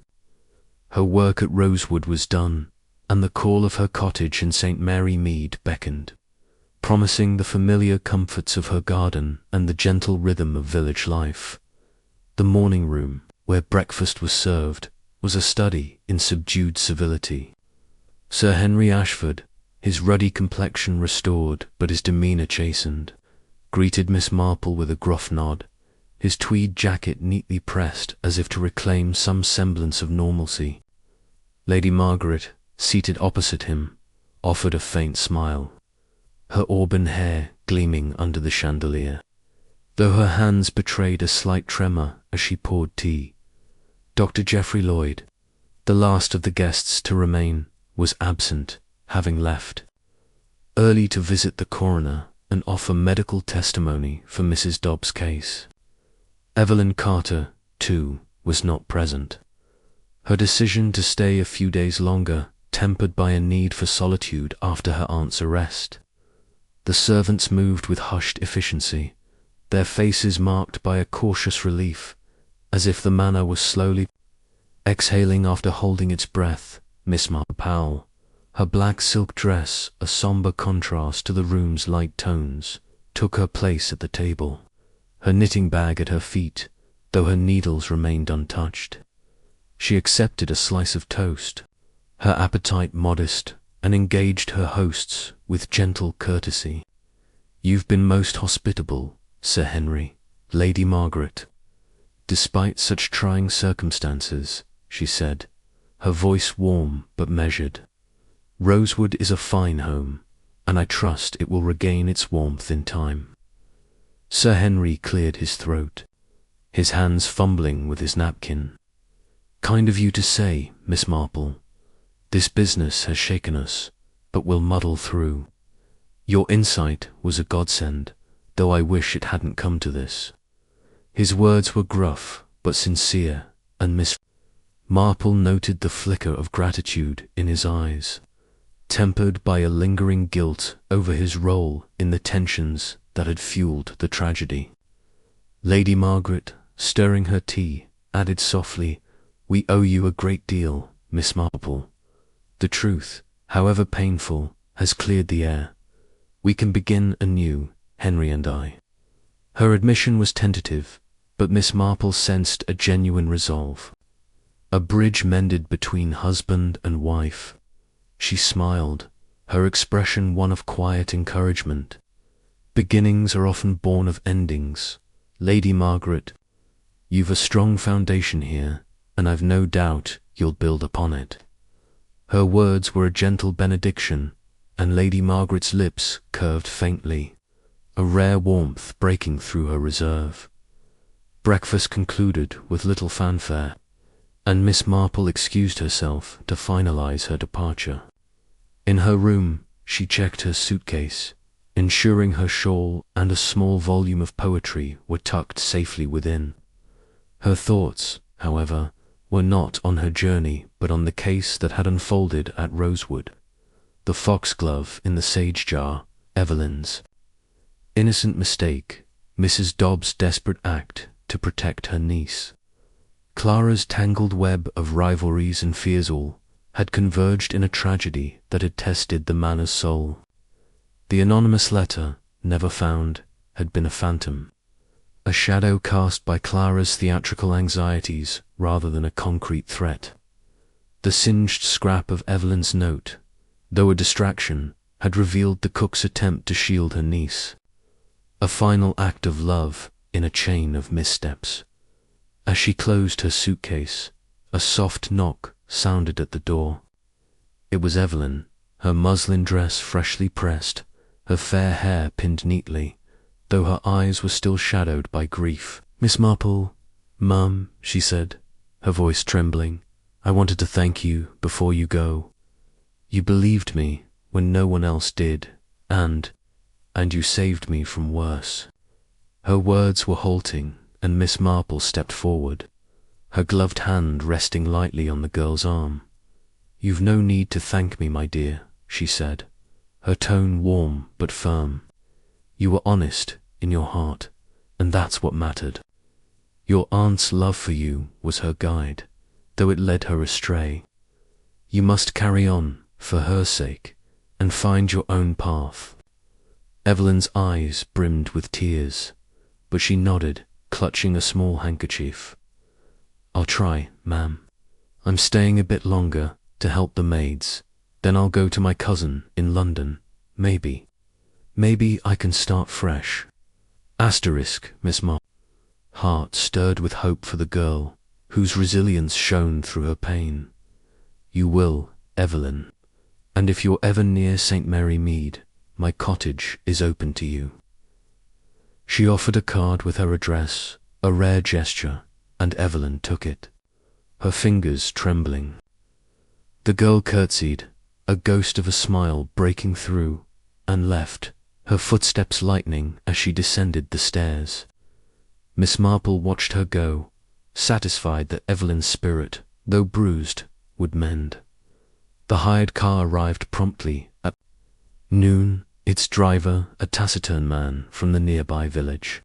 Sir Henry and Lady Margaret saw Miss Marple to the door, their farewells formal but tinged with genuine warmth.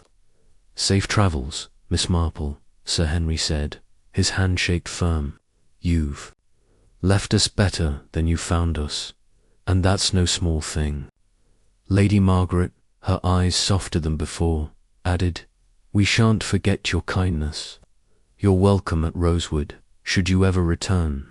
Miss Marple thanked them, her smile serene, and stepped into the car, her suitcase stowed beside her. As the manor receded behind the hedgerows, Miss Marple gazed out at the passing countryside, its fields and copses, a soothing contrast to Rosewood's turmoil. The journey to St. Mary Mead was uneventful, the car's gentle rumble lulling her into reflection. The case had been a delicate puzzle, its pieces scattered across the manor's halls and hearts.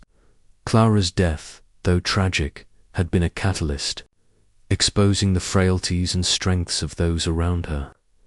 Sir Henry's recklessness, Lady Margaret's pride, Dr. Lloyd's reticence, Mrs. Dobbs' fierce loyalty, Evelyn's vulnerability, all had played their part, and Miss Marple's quiet probing had woven them into a coherent truth.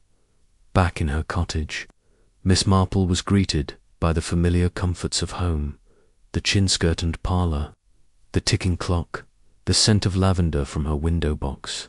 Her maid, a cheerful young woman named Lily, bustled about, preparing tea and chattering about village gossip, the vicar's new sermon, a spat at the Women's Institute, a missing cat found in the churchyard.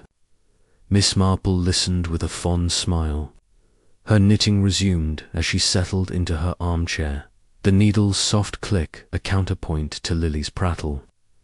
The village buzzed with whispers of the rosewood poisoning, news having travelled swiftly, but Miss Marple offered no details, deflecting questions with her usual deftness. A sad affair, she said, her tone mild, but best left to the authorities now. As evening fell, she tended her garden, the small plot behind her cottage a haven of order and beauty. The herbs rose, marie-thyme, sage grew in neat rows, their leaves free of menace, and Miss Marple snipped a sprig of mint with care, her thoughts drifting to Evelyn. The girl's face, so like that of a young woman she had known in her youth, stirred a protective instinct, and she hoped Evelyn would find peace in London.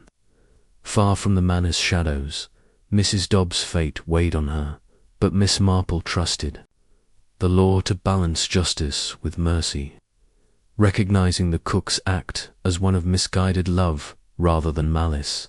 The case, she mused, had been a reminder of human complexity. Clara, with her vibrant charm and hidden fears, had been a spark in a tinderbox of emotions. The diaries, cryptic entries, the phantom letter, the tainted sage jarl had pointed to a deeper truth, one rooted in the heart's capacity for both devotion and error. Dr. Lloyd's confession of his doubts, Sir Henry and Lady Margaret's tentative reconciliation, Evelyn's resolve to move forward, these were the quiet victories amidst the tragedy, and Miss Marple cherished them as much as the solution itself. As she returned to her parlour, the fire crackling in the hearth, Miss Marple opened her poetry book, its pages a comfort after days of unravelling human motives. The lines of Tennyson, with their cadence of loss and hope, resonated with her mood, and she read until the light faded, her mind at ease. St. Mary Mead, with its petty dramas and simple joys, was her anchor, a world where herbs healed and secrets, when they surfaced, were met with understanding rather than poison. Yet even here, she knew the seeds of mischief could take root, and her role, unassuming, observant, steadfast, was to tend the garden of human lives. Pruning where needed, nurturing where possible, the Rosewood affair would fade into memory. A tale whispered over teacups, but its lessons would endure, that love could be as deadly as hate, that truth required courage, that forgiveness was the path to peace. Miss Marple closed her book, her knitting needles resuming their rhythm, and smiled into the firelight, ready for whatever the next day might bring. The village slept under a starlit sky, its cottages snug against the night, and Miss Marple, her heart full, retired to her room, the quiet of St. Mary Mead, a balm after the storm of Rosewood Manor. Her dreams, when they came, were of her garden, where sage grew true and the world, for all its shadows, bloomed with the promise of light.